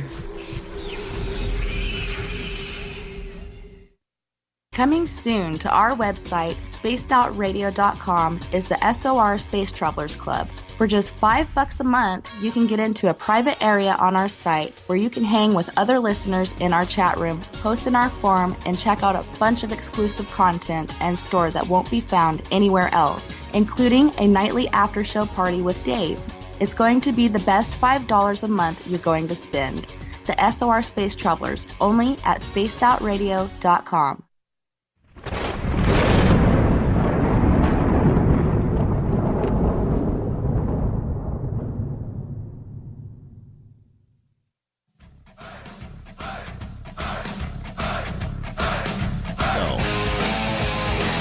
We pass the halfway point of Spaced Out Radio tonight. I am your host, Dave Scott. Thank you so much for sitting with us on Spaced Out Radio tonight. Reminder, if you've missed portions of this show and others, you can always catch them on our archives, which are on YouTube, youtube.com/Spaced Out Radio. They are free for you.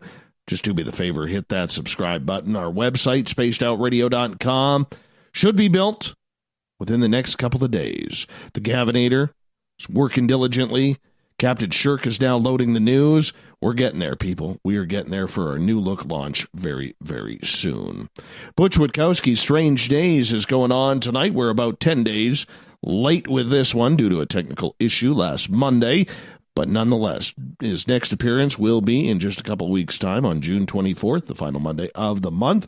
Butch, welcome back to the show. I'm ready for more questions. All right, let's get one from Mike here. He says, Butch, have you ever heard of or looked into the theories that Bigfoot actually have different linguistics based upon their locations on the globe? That's been talked about a lot, and that's been in the last 4 or 5 years. That's been a real topic of conversation. And one of the things that was kind of weird to me was the fact that people were saying that the howling, the vocal, is different in different parts of the country. And that came from researchers that go all over the place, you know what I mean? And so, yeah, I guess that could be possible. Do you know that Yeti, there's no sounds made by a Yeti at all? Interesting. I didn't know that. Yep, no sounds have ever been recorded or heard from by a Yeti. But a Yeti actually is considered the most dangerous out of all of them because they will attack a human.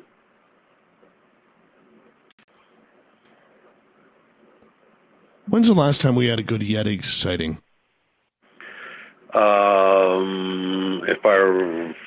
If I would keep up with this, I'm going to say the last one that I heard of was 5 years ago. And that was just, it was in the Himalayan range. There's a small town outside of Nepal. Oh, God, I'm not even going to be able to pronounce it. I can't even remember how to spell it. But it was a group of climbers that were practicing on a small range before they tackled the big guy, Everest. And they were, the one guy sighted one in a small valley right below the camp where they were going to do their practice runs. That was the last one I heard of anyway. Very cool. Very cool. I know that when last summer we had Mike Morin from Haunted Crew of Canada up here, myself, Bazooka Joe, and Mike, we believe that we were actually surrounded by a couple of Sasquatch. We are now pretty much convinced after kind of replaying everything in our heads, because Mike and I heard that mumbling sound that has been known to make, where it sounds like a a man talking very faintly, kind of like and we couldn't make it out what it was. And we heard that twice. So, I mean, I find that very interesting, getting back to the linguistics question that you're saying the Yeti is not heard. What about in the South where we see like the skunk ape and all these boogers and all that kind of more screaming, more screaming? Yeah, but those are more screams. They're not like the whoop whoops they hear around here and up in the Northwest. They're mostly screamers. One guy described it as a chimpanzee scream, a howler, a constant, just a constant screaming, and then an abrupt end to it, and that's it. But that's in Florida apes, skunk apes, some apes that have been seen in Georgia and Louisiana and that area around near swamps. Interesting. I'd love to. No, it just goes to show that they could be different groups. True. They would all have their own way of communication. I mean, if you go back to indigenous people, First Nations, sure, every language was different. There was thousands of languages across North America before the white man ever got here. That's, really true. Absolutely. So, who knows? Renee is asking, all the way from New Zealand, Butch, what's your thoughts on the recent announcement on Nessie by Professor Neil Gemmell? They just did a test on the Loch Ness to see if the monster existed. They figured out that it was either an actual dinosaur, a sturgeon, or a giant catfish. Well, the sturgeon thing has come up quite a bit. I haven't seen the recent reports that she's talking about, but I will look it up. But I know sturgeon has been talked about for a long time. Sturgeon get big. I mean, that's not a little fish. I mean, they're huge. So, and they do have the ripple on the back, which would, attest to the sightings that people see with the ripple water and the spines coming up through the water and stuff. So I think it could be a sturgeon, but I don't know. It's a landlocked lake. That's the part that bothers me the most. So, unless somebody took their pet dinosaur and took it down to the lake and let it loose when it got too big, how did it get into that lake? I mean, it's landlocked. There's no... They checked. They already did experiment. They went under to look for underground caves that might have led out to the ocean and all that kind of stuff. There are none. There's no way in or out. It's landlocked. So, but then again, if it's a breeding creature and it's been there for that long a time, which would have to be thousands and thousands of years, it could be. My thinking is much like the Ogopogo up here in British Columbia, that it is a giant white sturgeon. I know the Fraser River, as we said on the show, I believe it was last night, we were talking about this on the show.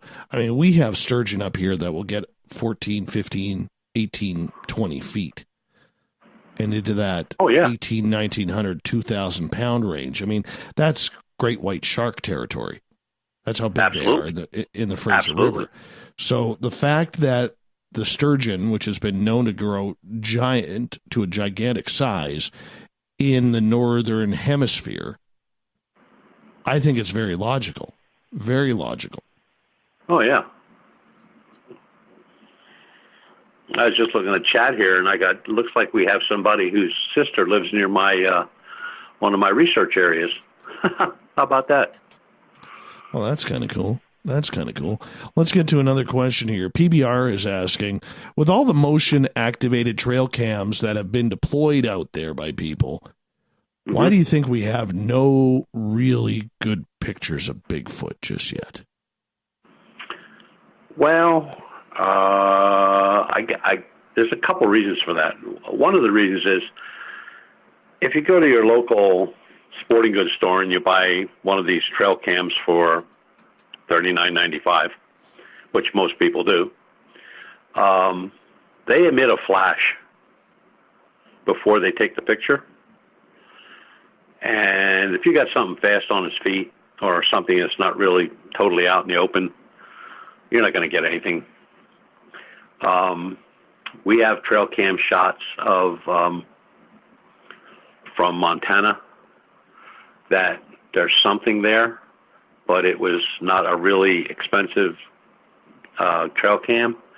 So you had a flash go off, and then it took the picture, and you can see from hip to the left leg of something going into the wooded area. Now, if I had to put money on it, I would say that they probably got a picture of something that's bipedal and hairy, but you only got one leg and a hip, so, you know, from the waist up, it could have been a guy wearing a sweatshirt and just hairy pants. I mean, if you're going to do the trail cam bit, you need to spend a little money, and you want a trail cam that shoots in infrared and doesn't put off a flash. It's totally silent, because some of these things, they make a big click. I mean, some of them are really loud. And now the new ones, and we just got our two, we ordered two and got them, they're Wi-Fi. So I can be away from that area that I'm watching, yet I'm watching. You know, you follow me? Because I'm connected just like I'm connected just like I'm on the internet, and I'm watching. And the better cameras don't take a picture and shut down. They keep taking a picture. So every second and a half, 2 seconds, they're shooting a shot every couple seconds. And that's what you want, because if something walks into the scene, if you have your trail cam set up, say pointing at a field or a tree line, and something walks in, you can see it walk in. You can see the head of the deer, then you can see the front of the deer, you can see the middle of the deer, you can see the end of the deer, you can see the deer disappearing to the other side.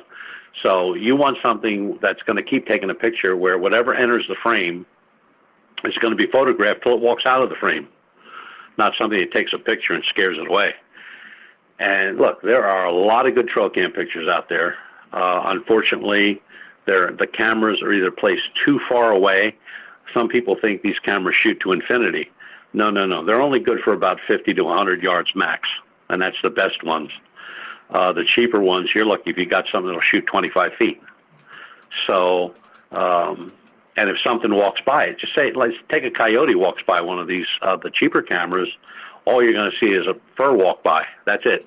You didn't see it come into the frame. You didn't see it go out of the frame. It just walked by, and now you got this hairy thing walking by, and all of a sudden it becomes a Bigfoot when it's probably a coyote, or could be a squirrel, depending on. That's another thing where people place their cameras.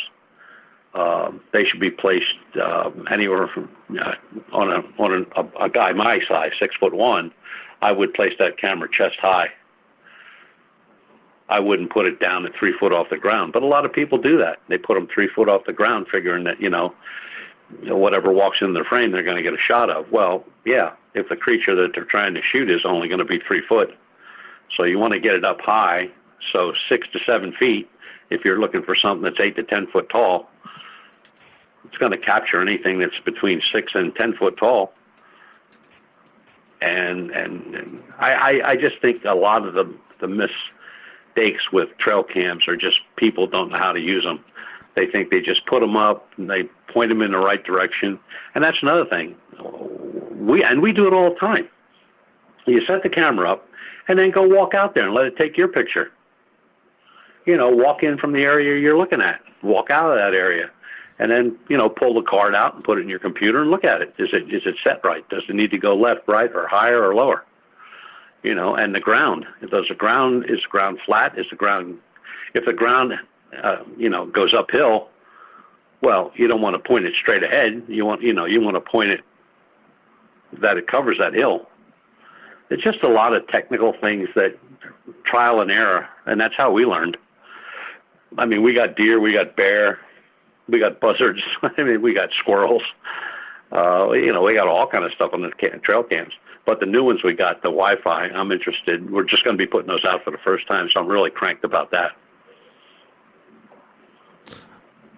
In regards to the technology, though, I'm still leaning towards, and I'm going to put a little tinfoil on here, Butch. Okay. I'm still leaning towards the fact that some of these cryptid creatures have some sort of energy around them that turns them blurry in trail cam photos, in regular camera photos, in some sort of video camera, because all we ever see is these blob squatches. It's all we ever see. Are we looking into that possibility enough, though?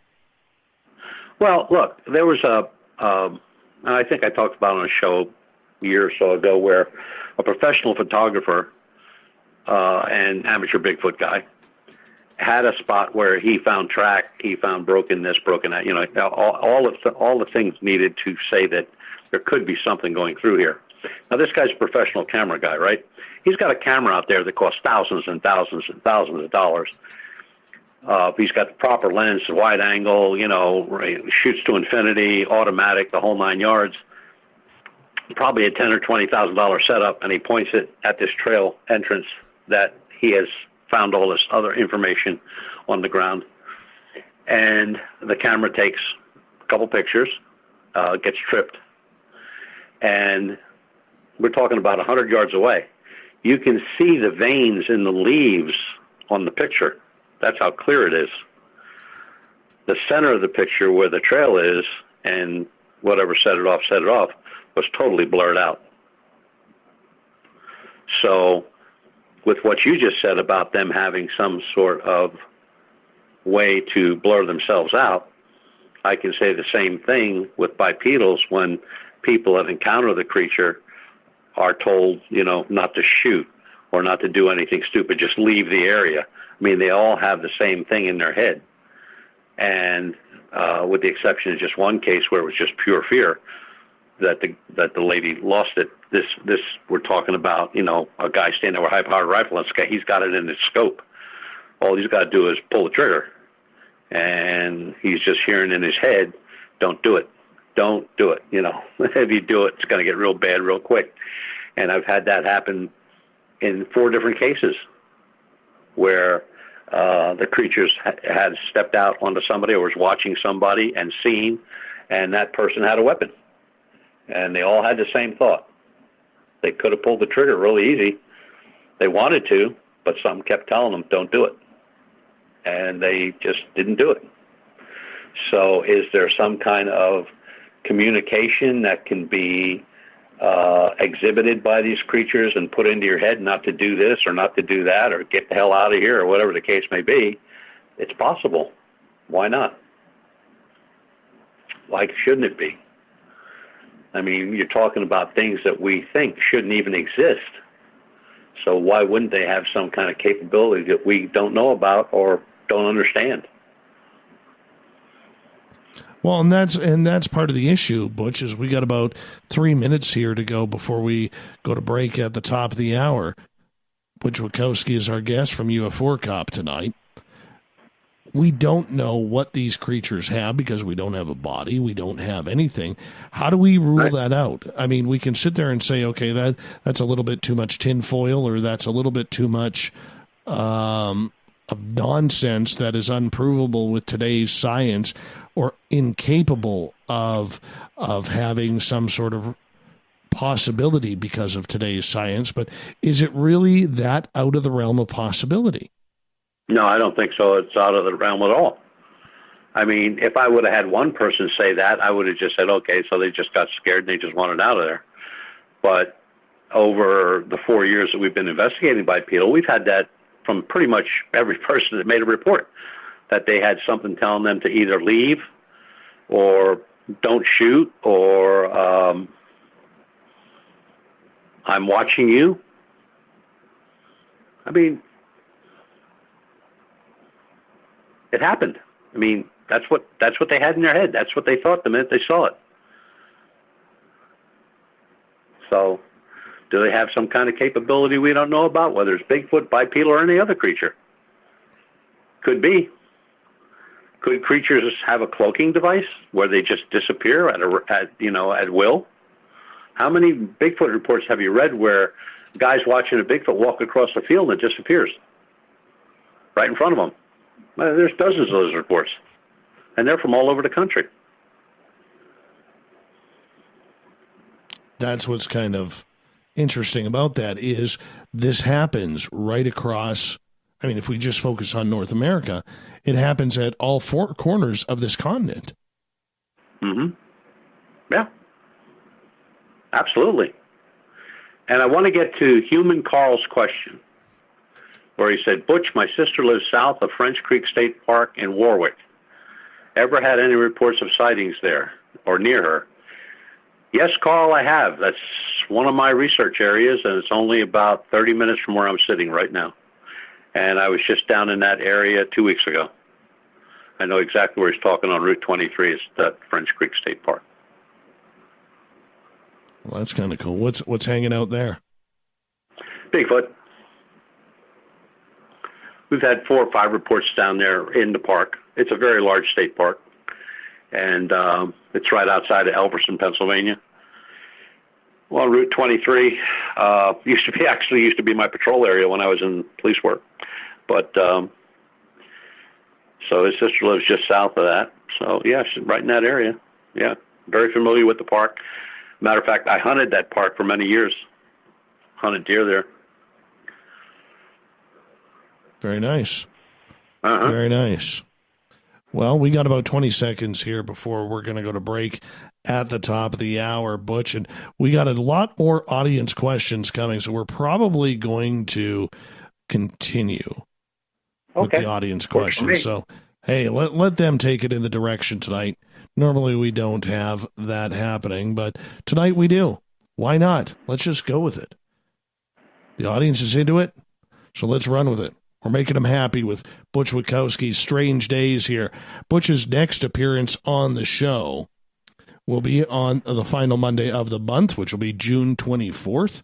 So we will be able to definitely have Butch back for that as well, talking about a bunch of different topics than we are tonight. We got to love Big Bad Butch. He is the man, the myth, the Pennsylvania cryptid legend. And he's got a pretty tight mustache as well. That's why we love him around here at Spaced Out Radio. Butch Witkowski's Strange Days continues right after this.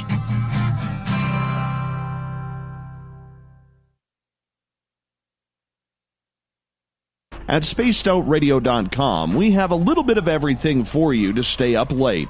So while you're there, check out our SOR Newswire, where our team brings you stories of the weird and strange to the WTF from around the globe. News on Bigfoot, UFOs, paranormal, Darwinian-type crime tales. It's the stories that the mainstream media usually won't touch. Well, we got them all on the SOR Newswire, only at spacedoutradio.com. Come hang out with Spaced Out Radio, where we own the night. This is Carl. You can follow Dave on Twitter at Spaced Out Radio, and during the show, use the hashtag Spaced Out Radio to chat with us live. On Instagram, at Dave Scott SOR. On Facebook, give our page a like, Spaced Out Radio Show. SOR archives are free on YouTube at Spaced Out Radio. Come join us, or I will come join you. See you at your window. Get your horns up with me on Spaced Out Radio. This is Ron Bumblefoot Thal. Come tune in to SOR, where you can hear me rock out with Little Brother Is Watching, the official theme song of Spaced Out Radio. And then come on over to bumblefoot.com, where you can find out about my tour schedule, my music, and everything else. Bumblefoot.com keeps you up to date on what I'm doing and the best way to stay in touch with my music and music camps. Sign up for my newsletter at bumblefoot.com, and remember, Little Brother Is Watching. Find your escape where time has no limits. It's about living today and cherishing the heritage of yesterday. A spirit of adventure for what is new, with the nostalgia of the past. Your timepiece is a reflection of who you are. Life surrounded by beauty from the world around us to the soul within. EscapeWatches.com. There is no time like the present to enjoy your escape. Use promo code SMF2017 for your 20% discount today. The Call of the Wild is in Vancouver. The Moose Vancouver is one of the hottest bars and restaurants in the city. Open until 2 a.m. nightly, the Moose will rock you like a hurricane all night long. Great food with everything on the menu at $6.95 near the corner of Nelson and Granville. Get your horns up and come rock with us. The Moose Vancouver, the official rocking bar of Spaced Out Radio.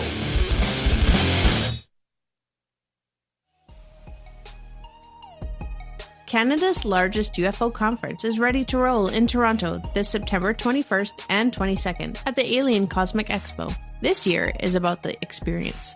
Listen to the stories of Dave Scott, Travis Walton, Paula Harris, Grant Cameron, Ryan Stacey, Richard Dolan, Leslie Mitchell-Clark, and more. Get your tickets now at aliencosmicexpo.com.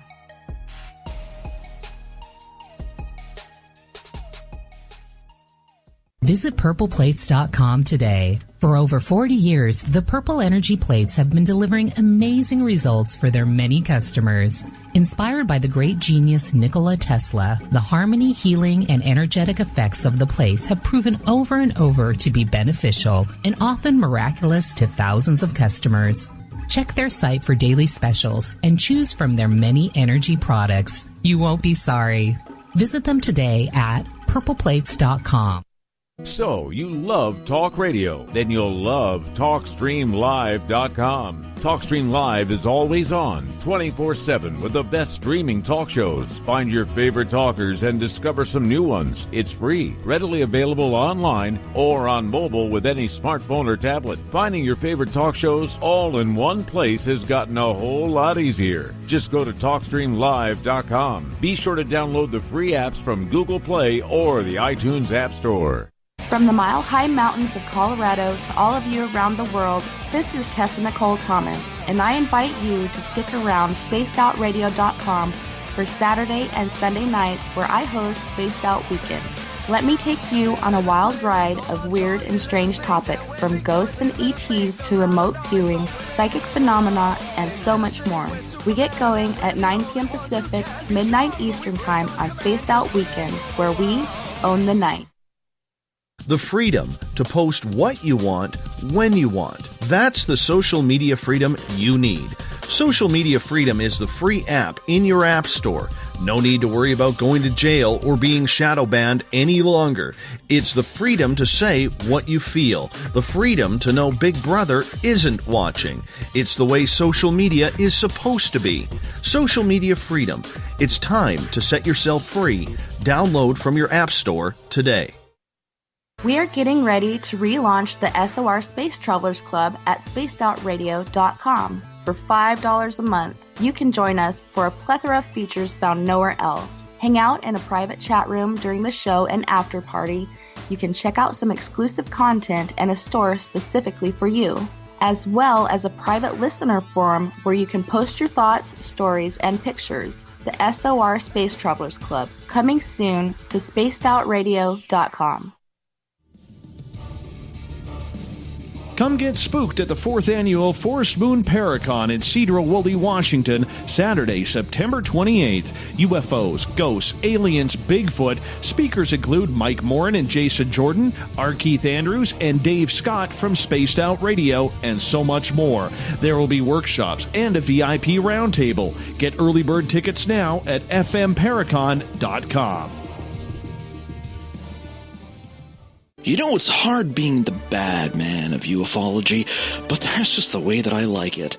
This is Chris George Zuger, and I'll be hanging out with Dave Scott and SOR scientist Chris Cogswell for Reality Paranormal, the second Wednesday of every month. And our job is to break it down and come to conclusions as to what is really going on in the supernatural world. I'd love for you to join us right here on Spaced Out Radio. You hear footsteps in the empty room above you. A rocking chair begins rocking by itself. Don't be afraid of the things that go bump in the night. Reach for Spirit Storybox, the iPhone app the Huffington Post UK called the only ghost hunting app you will ever need. Spirit Story Box. The spirits are telling their stories. Are you listening? Are you intrigued by Paranormal Talk Radio? You'll love the new Paranormal Radio app from TalkStream Live. You'll find a great selection of talk shows covering UFOs, ghosts, strange phenomena, and much more. Download the Paranormal Radio app now and start listening to the very best in paranormal talk entertainment, including the network you're listening to right now, the Paranormal Radio app, free in Google Play and the iOS App Store. On the first Tuesday of every month, I encourage you to come along for a journey with me, Geraldine Orozco, on The Spiritual You. Together, we will take a look at how to access the highest expression of yourself and change your life. Consciousness, ET contact, health, and wellness, we can talk about it all. So come along for a spiritual ride with me, Geraldine Orozco, on The Spiritual You, only on Spaced Out Radio.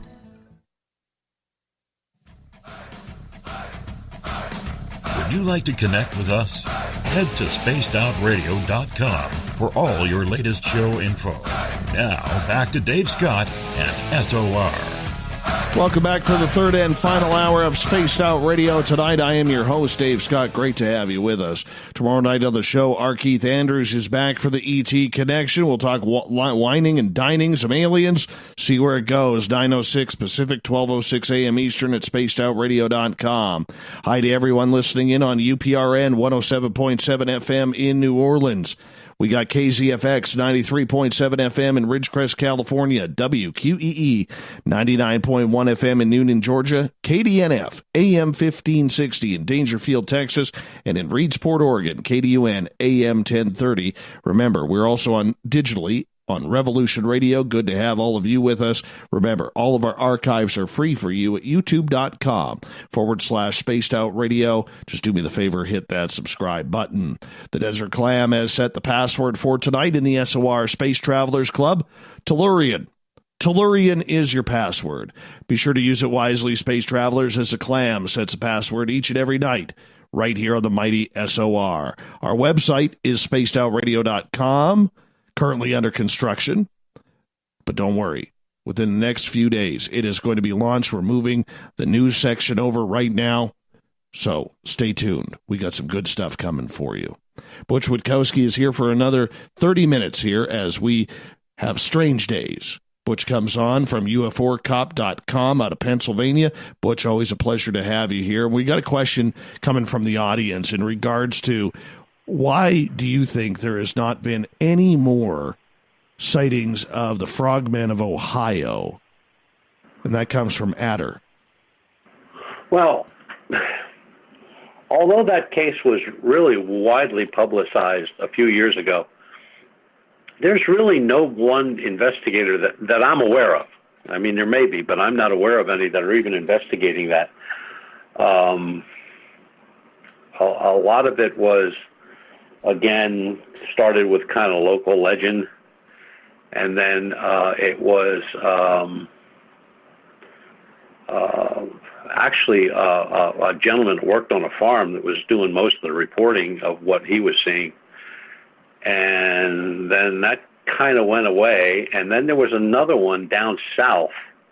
Now, the one you're talking about, I believe, is in Ohio, but there was one down in Georgia where a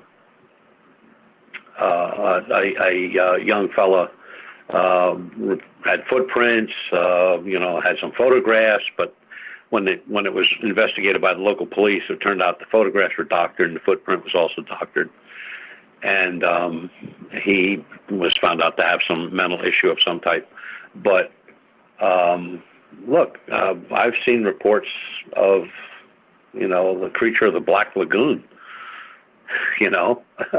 recent. So I think some people do it just to get something going or get noticed or for whatever reason. But the frogman in Ohio, I'm pretty sure, has been chalked up as, like local legend. But the report did come from police officers. Yeah, I understand that, but it's just,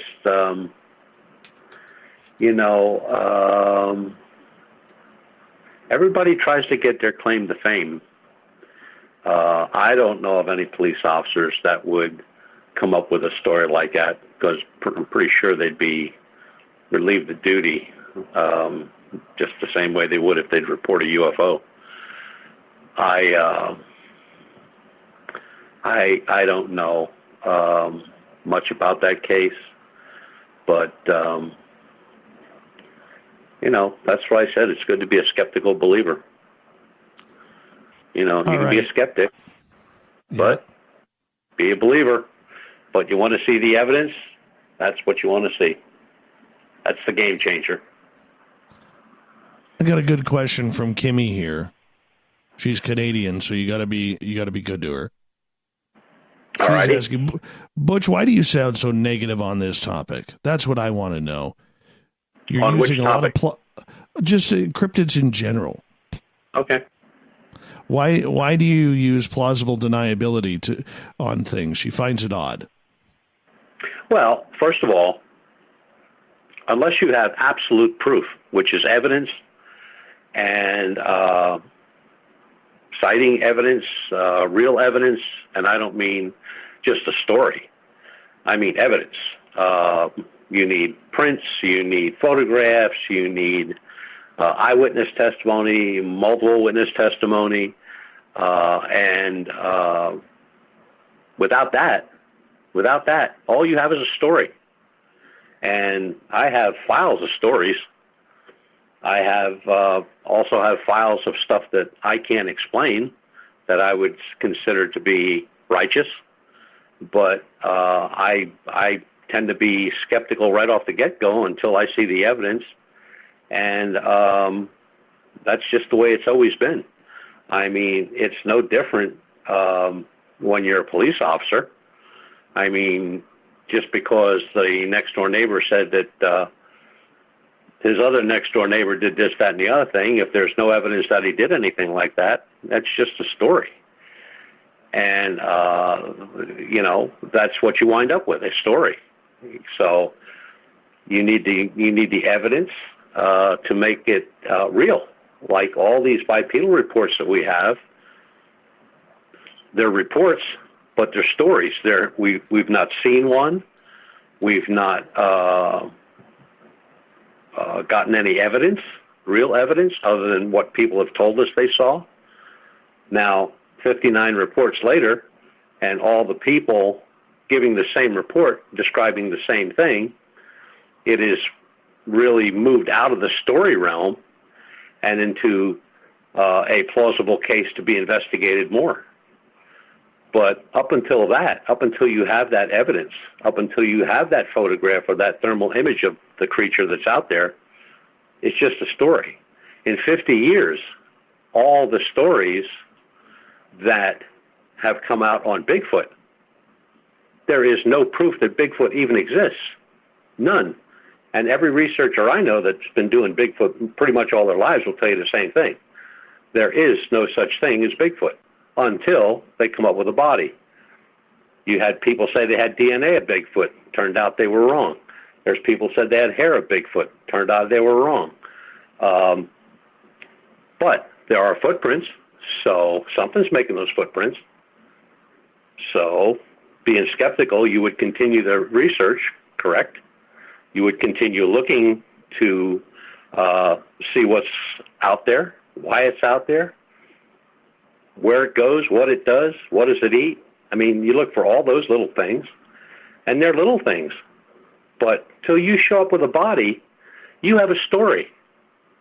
And nobody in 50 years of research in this country has never produced a body, ever. So there you go. All right, let's move on here. Trip is wondering if you have any updates on the lady who was mangled by a strange creature in North Carolina a couple months ago. Mm-hmm. They still don't know what did it. They have no idea what killed that woman.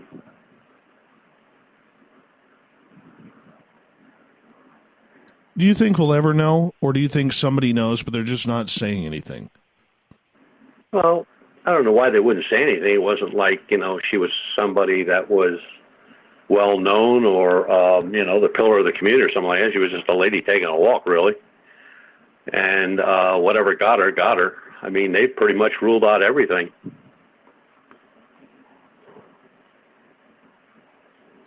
What do you think had happened there? Man, I don't know. There's so many animals in that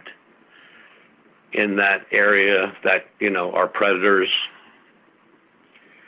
Could have been one predator maybe killed her and another one came upon her and just started, ripping and tearing.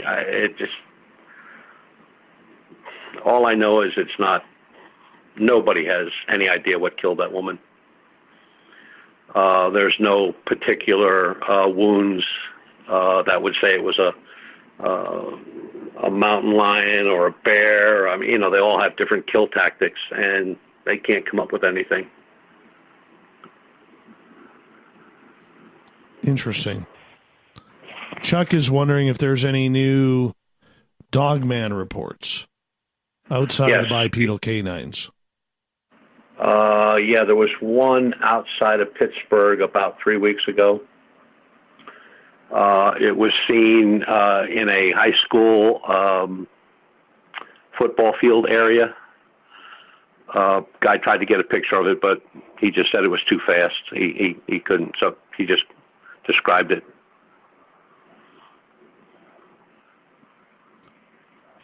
Dogman seems to be taking a real backseat to Bigfoot again this year, after a couple of years of being in complete lead of people wanting to know interest. Why do you think that is?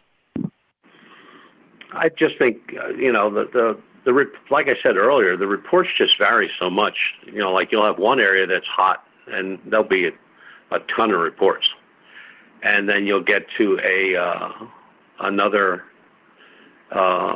area where there were no reports, and all of a sudden you start getting hammered with reports. And, look, we take these reports, we do the investigations, we do the research. You can't go out there and say that 59 people lied. Just like you can't say when people give you a Bigfoot report, they're lying. They could be, but you can't take that. You have to go after it like they're not lying and follow it up until you can't follow it anymore. Do some people embellish reports? Absolutely. But again, if you go out there and you start thinking that everybody's telling you a lie, then it is not good. You shouldn't be doing what you're doing.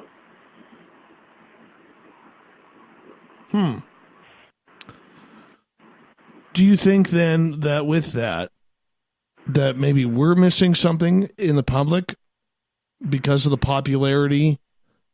Or is it just an interest? Is it television who leads us down that road, Butch? It could be. I mean, look, when the first bipedal reports came through, the first thing people were saying was a werewolf. Well, the stories of werewolves go back before Roman times. So where do you take werewolf to what we're looking for now? It's just like, it's the old story. Look, can a Bigfoot exist? Absolutely. Can a bipedal exist? Absolutely. Can these flying creatures out in Ohio exist? Absolutely. Now we just got to prove that they do. I mean, people are seeing something. I mean, you can't have all these hundreds of people throughout time just making up a story. So you follow the lead. You follow what they're telling you. But it's just, now Kimmy just said something here. I got to answer. Yeah. She says here, it seems to me the guest is saying all people are lying about Bigfoot without having a body. Well, without a body, what do you have? Zero. Nothing. You just have stories. You don't have anything that you can prove it exists. There is no one, not one researcher, and there's hundreds out there, for 50 years have not found a body. So, does it exist? Possible. Can you prove it exists? Not unless you have a body. Can you prove DNA? No, because you have to have a body to prove DNA. You have to have a control subject before you can prove the DNA. So, Evidence is evidence. You can't change that. You either have a body or you don't. It either exists or it doesn't. That's the way it goes. Very cool. Very cool. Butch, we got about 8 minutes left with you tonight in regards to it. Every time we bring you on, we always ask for an update on Todd C's. Anything there? No, nothing really new there. We put a chapter in Lon's new book on the Todd C's case, and it's kind of what we found out to be true and what we found out to be false, and where we're at right now with the case. So his new book came out. I know it's available on Amazon. I know I got my copy, so it's out there. But it's just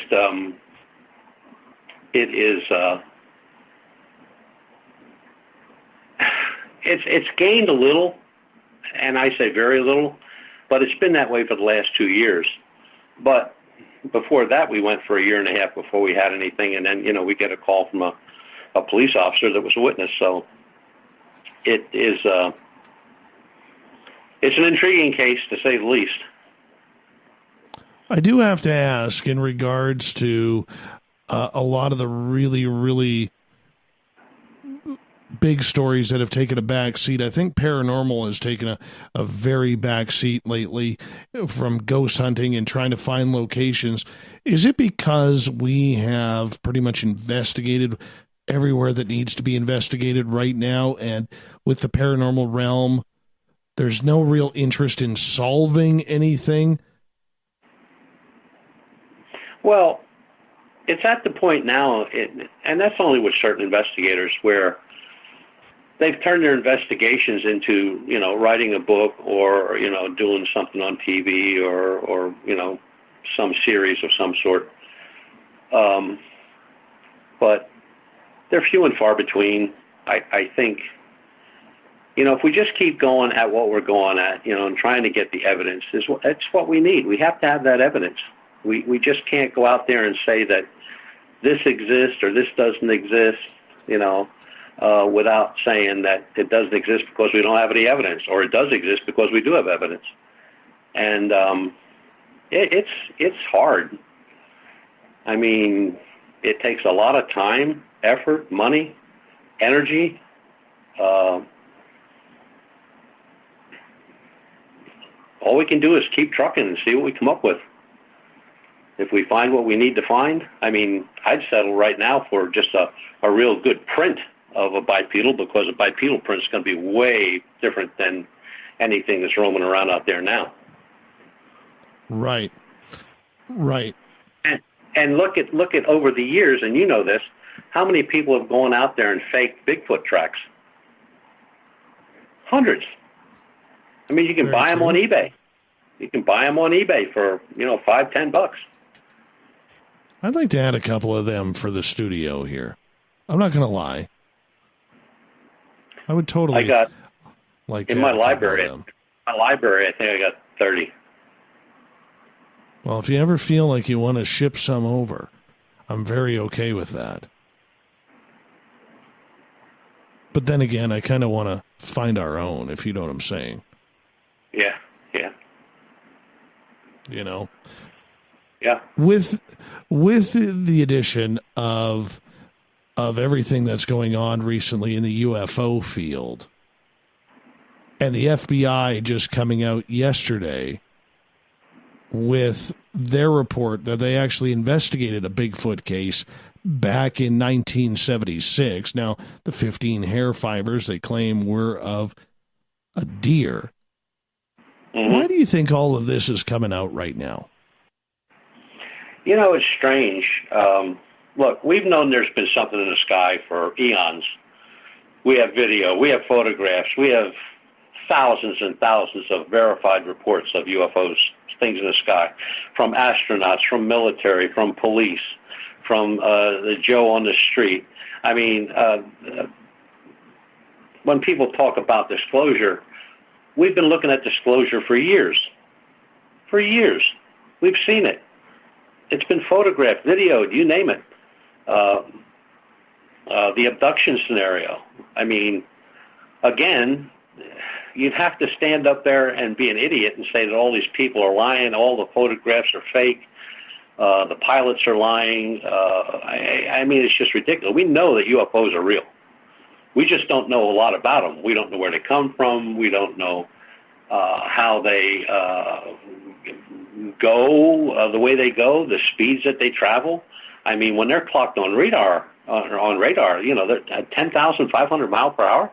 We don't have anything that goes. We don't have a rocket that goes that fast. So you have tons of information on ufology, and it was silent for many, many years. And then all of a sudden, the government's coming out and telling us all we want to know about ufology. I don't know. It's just weird. That's just weird. Well, the thing that I find kind of entertaining about it is you got the Pentagon and everybody announcing, yes, they are looking into UFOs, and this phenomena potentially could be real. It's like the FBI all of a sudden said yesterday, well, we want to play this game too, so we got files that we're releasing from 43 years ago, albeit, on Bigfoot. I mean, it's like it's becoming a big game now. Well, you could look at it a couple ways. Could they be telling the truth? Yeah, I guess that's possible, even for the government. But then again, could it be the old disinformation and misinformation? You know, for years in ufology, misinformation, disinformation was fed to the public like it was pablum for a baby. And now, all of a sudden, it's like, okay, we may not have been telling you the truth before, but now we're going to tell you the truth. Well, we already know the truth. We know what's up there. We know it's not ours.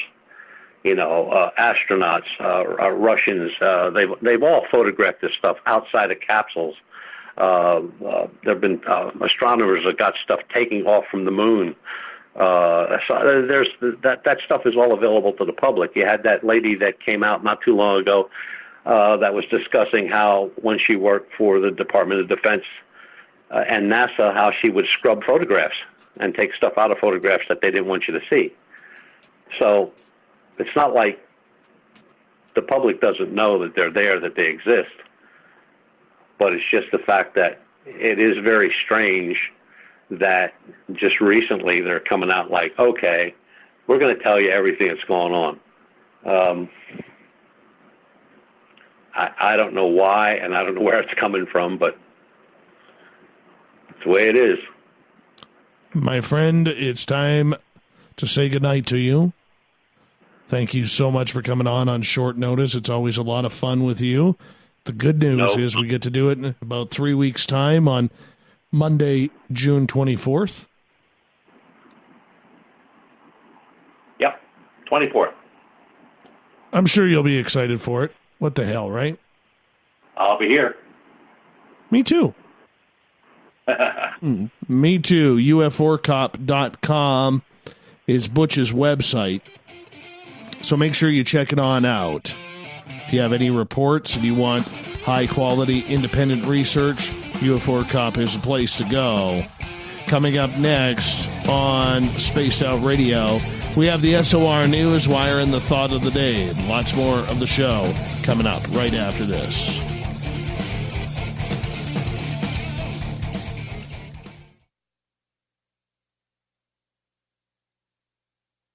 Coming soon to our website, spacedoutradio.com, is the SOR Space Travelers Club. For just $5 a month, you can get into a private area on our site where you can hang with other listeners in our chat room, post in our forum, and check out a bunch of exclusive content and store that won't be found anywhere else, including a nightly after-show party with Dave. It's going to be the best $5 a month you're going to spend. The SOR Space Travelers, only at spacedoutradio.com. Visit purpleplates.com today. For over 40 years, the Purple Energy Plates have been delivering amazing results for their many customers. Inspired by the great genius Nikola Tesla, the harmony, healing, and energetic effects of the plates have proven over and over to be beneficial and often miraculous to thousands of customers. Check their site for daily specials and choose from their many energy products. You won't be sorry. Visit them today at purpleplates.com. Hello, this is your guitar man, Ron Bumblefoot Thaw, and I have to tell you, I love the response I get for Little Brother is Watching from Spaced Out Radio fans. It's amazing how music can inspire and make people think deeper about what's going on in the supernatural world. You can head over to my website, bumblefoot.com, to check out my music, my guitar workshops, my touring, even check out some of the hot sauces that I'm working on. And make sure you keep on listening, because with Spaced Out Radio, you know Little Brother is watching. So, you love talk radio? Then you'll love TalkStreamLive.com. TalkStream Live is always on, 24/7, with the best streaming talk shows. Find your favorite talkers and discover some new ones. It's free, readily available online or on mobile with any smartphone or tablet. Finding your favorite talk shows all in one place has gotten a whole lot easier. Just go to TalkStreamLive.com. Be sure to download the free apps from Google Play or the iTunes App Store.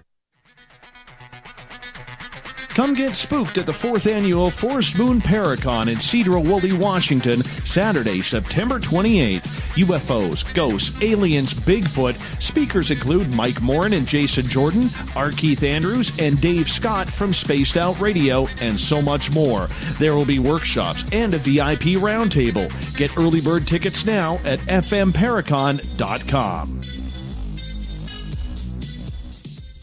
A timepiece is a reflection of who you are, and what better way to show off the real you than with an Escape watch? Escape is a lifestyle brand accessorizing your days and nights. Choose to escape and create the life of discovery that you deserve. Dream, play, unite with your own personalized Escape watch. Head to escapewatches.com. There is no time like the present to enjoy your escape. Use promo code SMF2017 for your 20% discount today. Heading to Vancouver and looking for a night on the town? The Moose Vancouver is the bar that never stops rocking until 2 a.m. every night. The Moose has great food with everything on the menu from $6.95 to $8.95. Fantastic, vibrant staff and rock and roll that will bring you back to when the music was real, the hair was long, and the guitars were rocking. Get your party on at the Moose Vancouver, the official party bar of Spaced Out Radio. Coming up this September 21st and 22nd, all UFO eyes will be focused on Toronto for the 4th Annual Alien Cosmic Expo. Come listen to some of the biggest names and experiencers in ufology. Travis Walton, Paul Hellyer, Richard Dolan, Paula Harris, Grant Cameron, Randy Kramer, and Spaced Out Radio's own Dave Scott. Tickets are on sale now at aliencosmicexpo.com.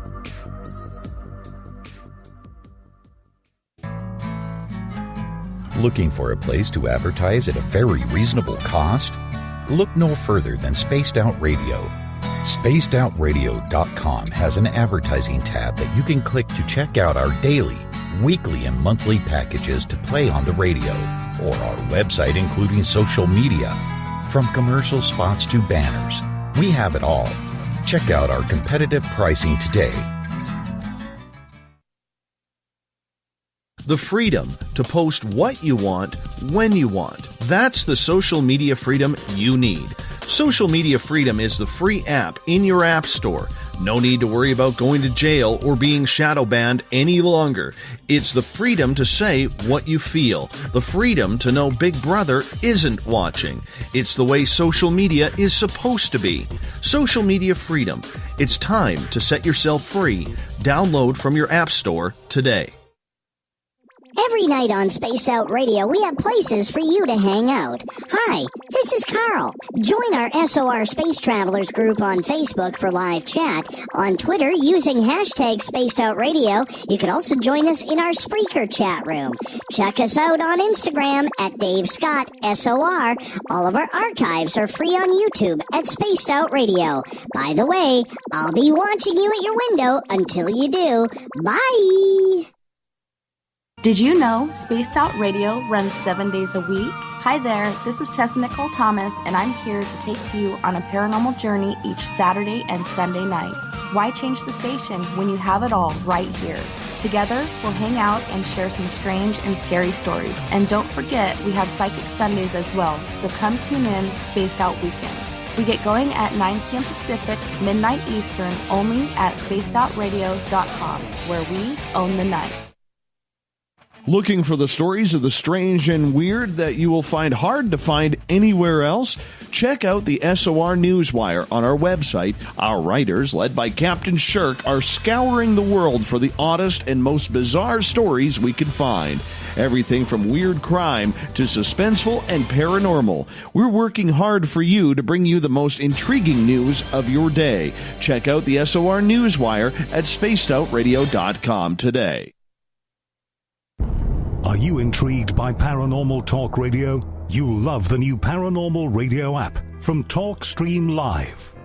You'll find a great selection of talk shows covering UFOs, ghosts, strange phenomena, and much more. Download the Paranormal Radio app now and start listening to the very best in paranormal talk entertainment, including the network you're listening to right now, the Paranormal Radio app, free in Google Play and the iOS App Store.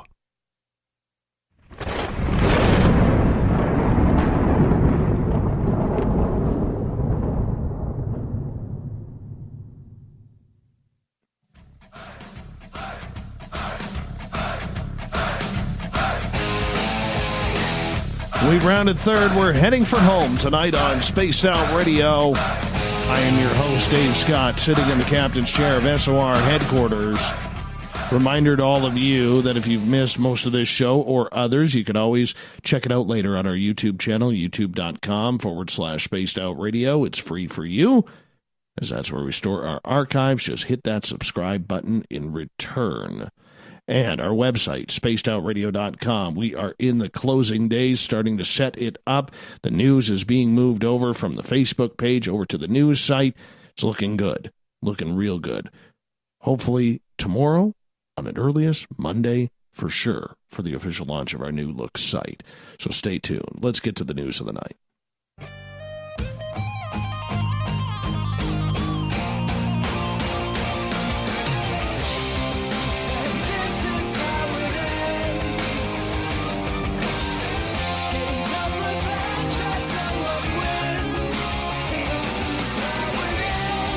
The news is always changing, which is why we bring you the SOR Newswire at the back end of every show, where we get to the weird, the wacky, the WTF. All of our news put together by our intrepid news director, Captain Shirk, brought to you by Paranoia Magazine. Weird story coming out of the National Weather Service. Meteorologists noticed something puzzling on their radar screens in Southern California earlier this week. It was a big green blob. Couldn't figure out what it was. According to meteorologist Casey Oswald, it was a very strange event because it was a relatively clear day and we weren't really expected to have any rain or thunderstorms, but on our radar we were seeing something that indicated there was something there. Well, what could it have been? The blob's location was near San Bernardino, California. So Oswald, says they sent out a spotter to find out what this mysterious cloud was. And what was it? It was a swarm of ladybugs. Yes. The phenomenon is known as a ladybug bloom. And while this one appears particularly large, it's not the first time local meteorologists have spotted the beetles. Really? Ladybugs are beetles? I didn't know that. Why do we want to step on beetles, but we all get all gushy and childish when we see a ladybug? Weird. Anyways, on the radar, the cloud of insects looked like a light rainstorm. Not quite the density of a severe thunderstorm, but they were flying about a mile above the ground in a cloud that was about 10 miles wide. The mass of beetles was spotted heading south just before 9 p.m. Tuesday night. The weather watchers lost sight of the cloud overnight, and the ladybug's current location is not known. California is known to have numerous species of ladybug. It's not certain what kind made up this cloud, but nonetheless, very, very cool indeed. That's a lot of bugs. 10 miles wide worth of ladybugs. That's a lot of ladybugs, man. A lot. All right. Let's head over to the United Kingdom, where a reader has finally returned a library book 52 years after it was borrowed, and they also enclosed a 100-pound check. Pound is in the currency, not the weight, to cover the fine. The manager of Lowestoft Library said she was amazed when the copy of the Metaphysical Poets arrived in the post, along with a covering letter explaining the delay. They said they settled after moving around a lot and discovered the book. The person who turned it in was very embarrassed and can only think they took it out while staying in Lowestoft in the late 1960s with their parents and enclosed the book and a check.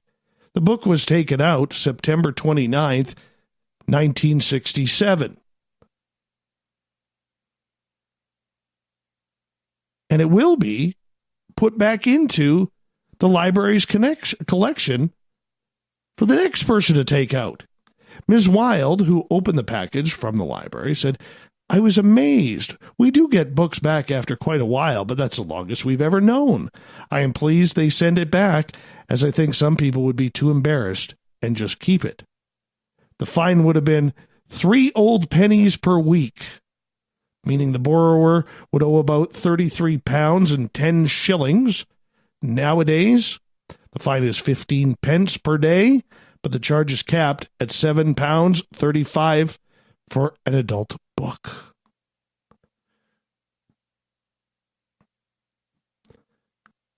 Now, we're heading over to a zoo where April, the giraffe, quite a horny giraffe, gained worldwide fame for 2 live stream pregnancies and births. Well, she's not having any more babies. They've put her on birth control and retired her from breeding from the Animal Adventure Park's breeding program, said park owner Jordan Patch.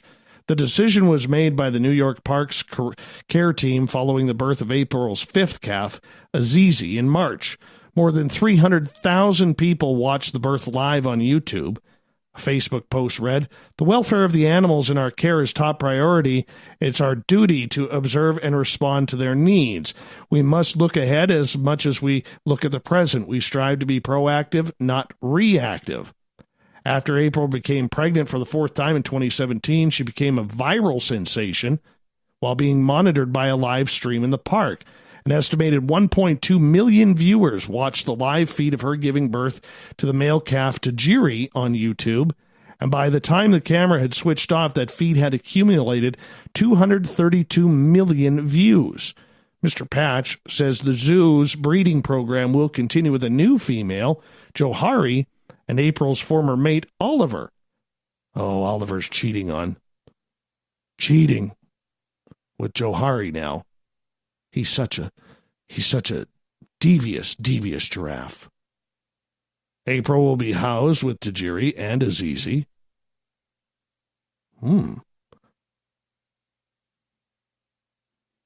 That could get interesting.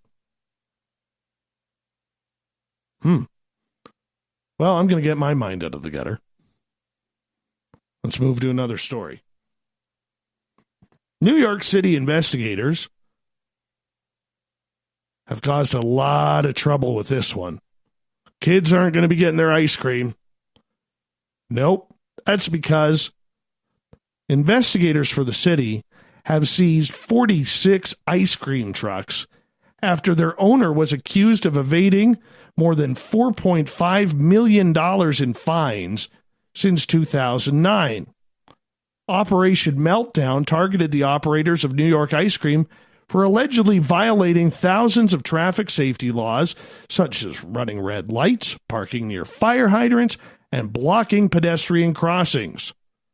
Between 2009 and 2017, The vans accrued 22,000 tickets, but the owner, Dimitrios Tsirkos, avoided paying the fines by creating dozens of shell companies.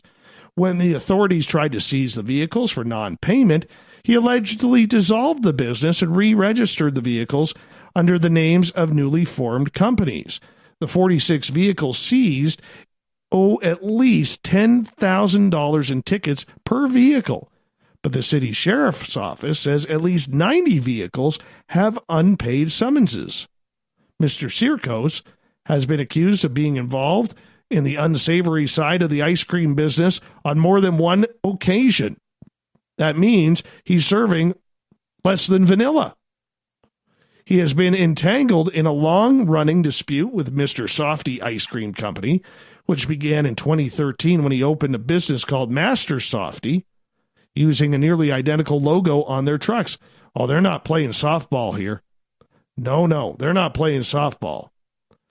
This is an ice cream turf war is what this is.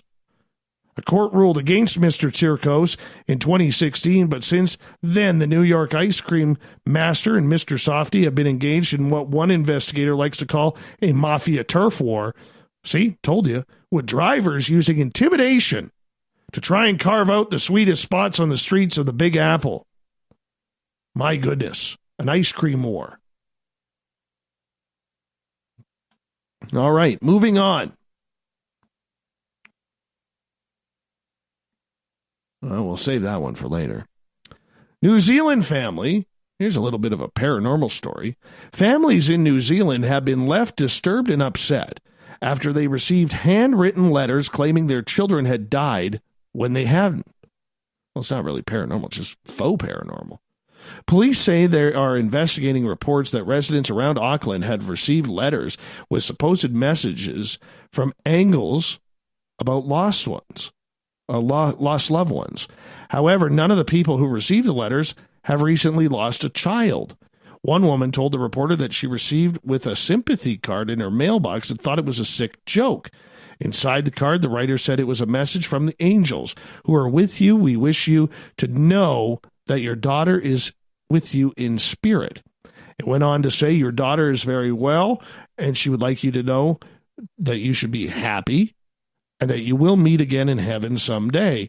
She shared the post on social media, saying she hopes that by sharing it, it can seem less personal to anybody else unfortunate enough to have been in the firing line, and the fingers crossed it will stop whoever is writing them. Another woman told the newspaper that reported this first that she received a similar card with the same handwriting. We binned it. Thought it was kind of weird, but we didn't dwell on it, she said. Looks like someone may be having too much free time, perhaps. I don't know how I feel about that.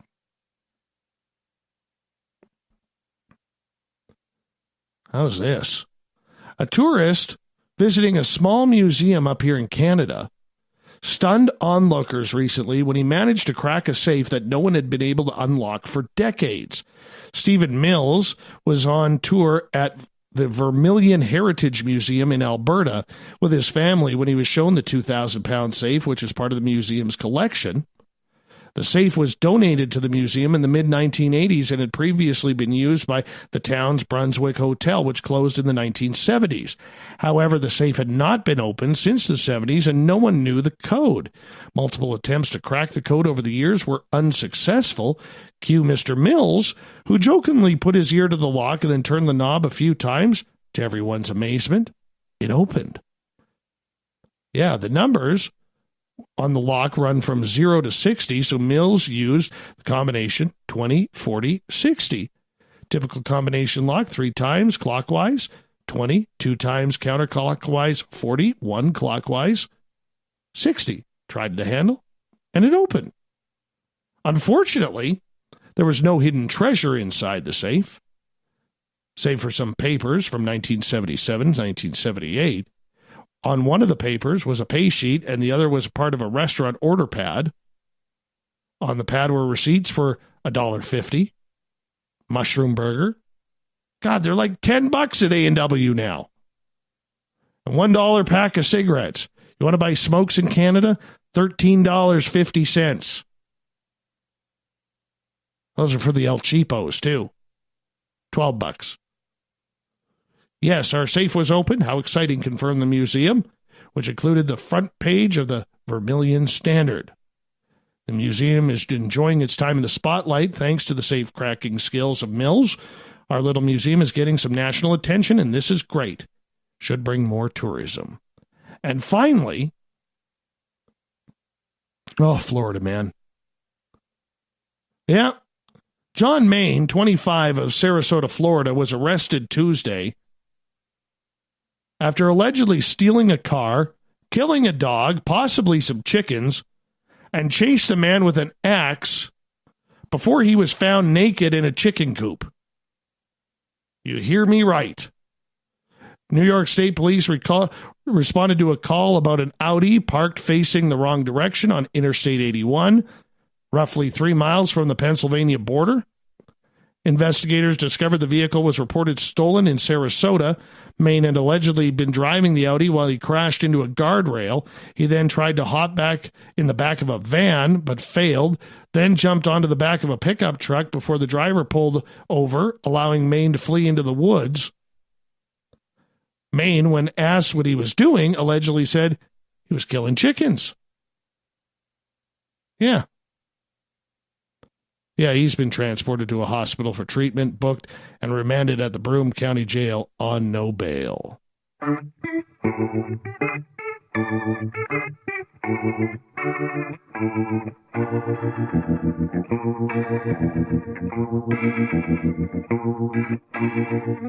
Thought of the Day happens every night at this time, where we post a question on our Facebook and Twitter pages, then read your responses on the air, because we love the audience participation around here. Today's Thought of the Day is as follows. Is it time for us to set up a rule or guidelines book to help teach paranormal, UFO, cryptid investigators proper procedures? All over the map on this one. Start with Debbie. Still unexplained. All anyone should be doing is comparing experiences, and anything different can be learned from one another. Richard says it's long overdue. Tim? Yes, but who? What qualifying body can enforce it? Common sense dictates civil behavior, but just look at our so-called political leaders. We're doomed as a society. Joe, rules? We don't need no stinking rules. Gail, it is way past time. Every professional organization out there has a code of conduct and standards by which its members in good standing must comply. This is part of the paranormal community's problem. It wants to maintain a policy of rogue, independent, and uncompromising participants, all while working against each other with the do-what-you-want attitude. United we stand, divided we fall. Jade, maybe what could be done is to set up a paranormal association that follows very high integrity guidelines, where groups and individuals can become members of a small membership fee to help cover admin costs. How does one do the checks and balances with this? At first, it would need to be run on a volunteer basis by a dedicated committee, that is, perhaps a GoFundMe campaign to get it started. Members would have to sign an agreement of terms and guidelines that they follow. If the reports come out of that, that these have been breached, and investigation would be needed to be done. There are all kinds of associations, so there are lots of examples to draw from to see how they are run. Robin, code of conduct for each investigation team, their own rules varies. Some can get together and talk about what they do, but all investigation teams usually like to do it their way. Harvard doesn't have a paranormal branch to teach the right proper etiquette. Brian, since a large number of individuals and groups are really suspect, I ask, whom or who is that persons, or entities that will decide what rules and guidelines are in play? I say, no thanks, I'll do it my way, because frankly, I don't trust any one of you. Oh, so negative, Brian, so negative. Will, it has been the time to establish a professional standard for several decades now. Steve, This idea gets brought up every few years, and the truth is it'll never happen. Who would set such rules and regulations? Since none of us are experts, why would we follow someone else? The point of what I'm saying is, even if you came up with these guidelines, there's absolutely no ruling body to enforce it, and never will be. Kelly, I don't think there needs to be training, so to speak, more like better vetting process so we could get rid of the Corey Goods and Andrew Bashagos running around spragging everything up for the rest of us. Wow, 3 burns in this one. Must be the beard. That's a good way to end it right there. Thought of the Dave happens every day at this time, where we make sure that you get to play along as well. So make sure you hook on up on Twitter or Facebook to get your response in, so that way we could use you.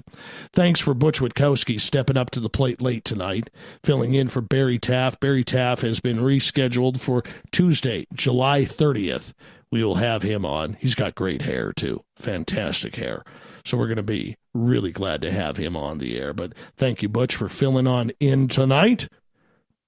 We want to say a big thank you to Captain Shirk for getting our news ready for the SOR Newswire. She is busy transferring all of our stories over to our new look website, which is going to be popping up very, very soon. So please stay tuned for that. Tomorrow night on the show, dare we ask R. Keith Andrews about eating aliens again? R. Keith Andrews and the ET Connection happens the first Friday of every month, 9:06 Pacific. 12:06 a.m. Eastern, we get things started at spacedoutradio.com. We got Mr. Ron Bumblefoot Thaw rocking in the background with Little Brother is Watching. Bumblefoot is the official music of Spaced Out Radio, rocking us in and out of every single show. Get your horns up for the guitar god himself. Special thanks to everybody listening in at work, at home, in your cars, in our chat rooms tonight, on Twitter at hashtag Spaced Out Radio, wherever you may be.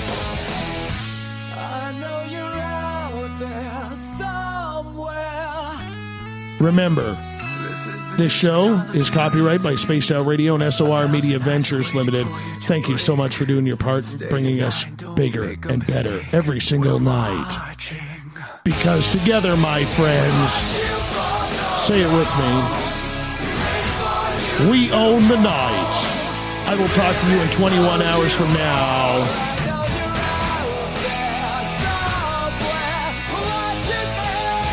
Mr. Bumblefoot, we need a favor. We need you to take us home. Good night.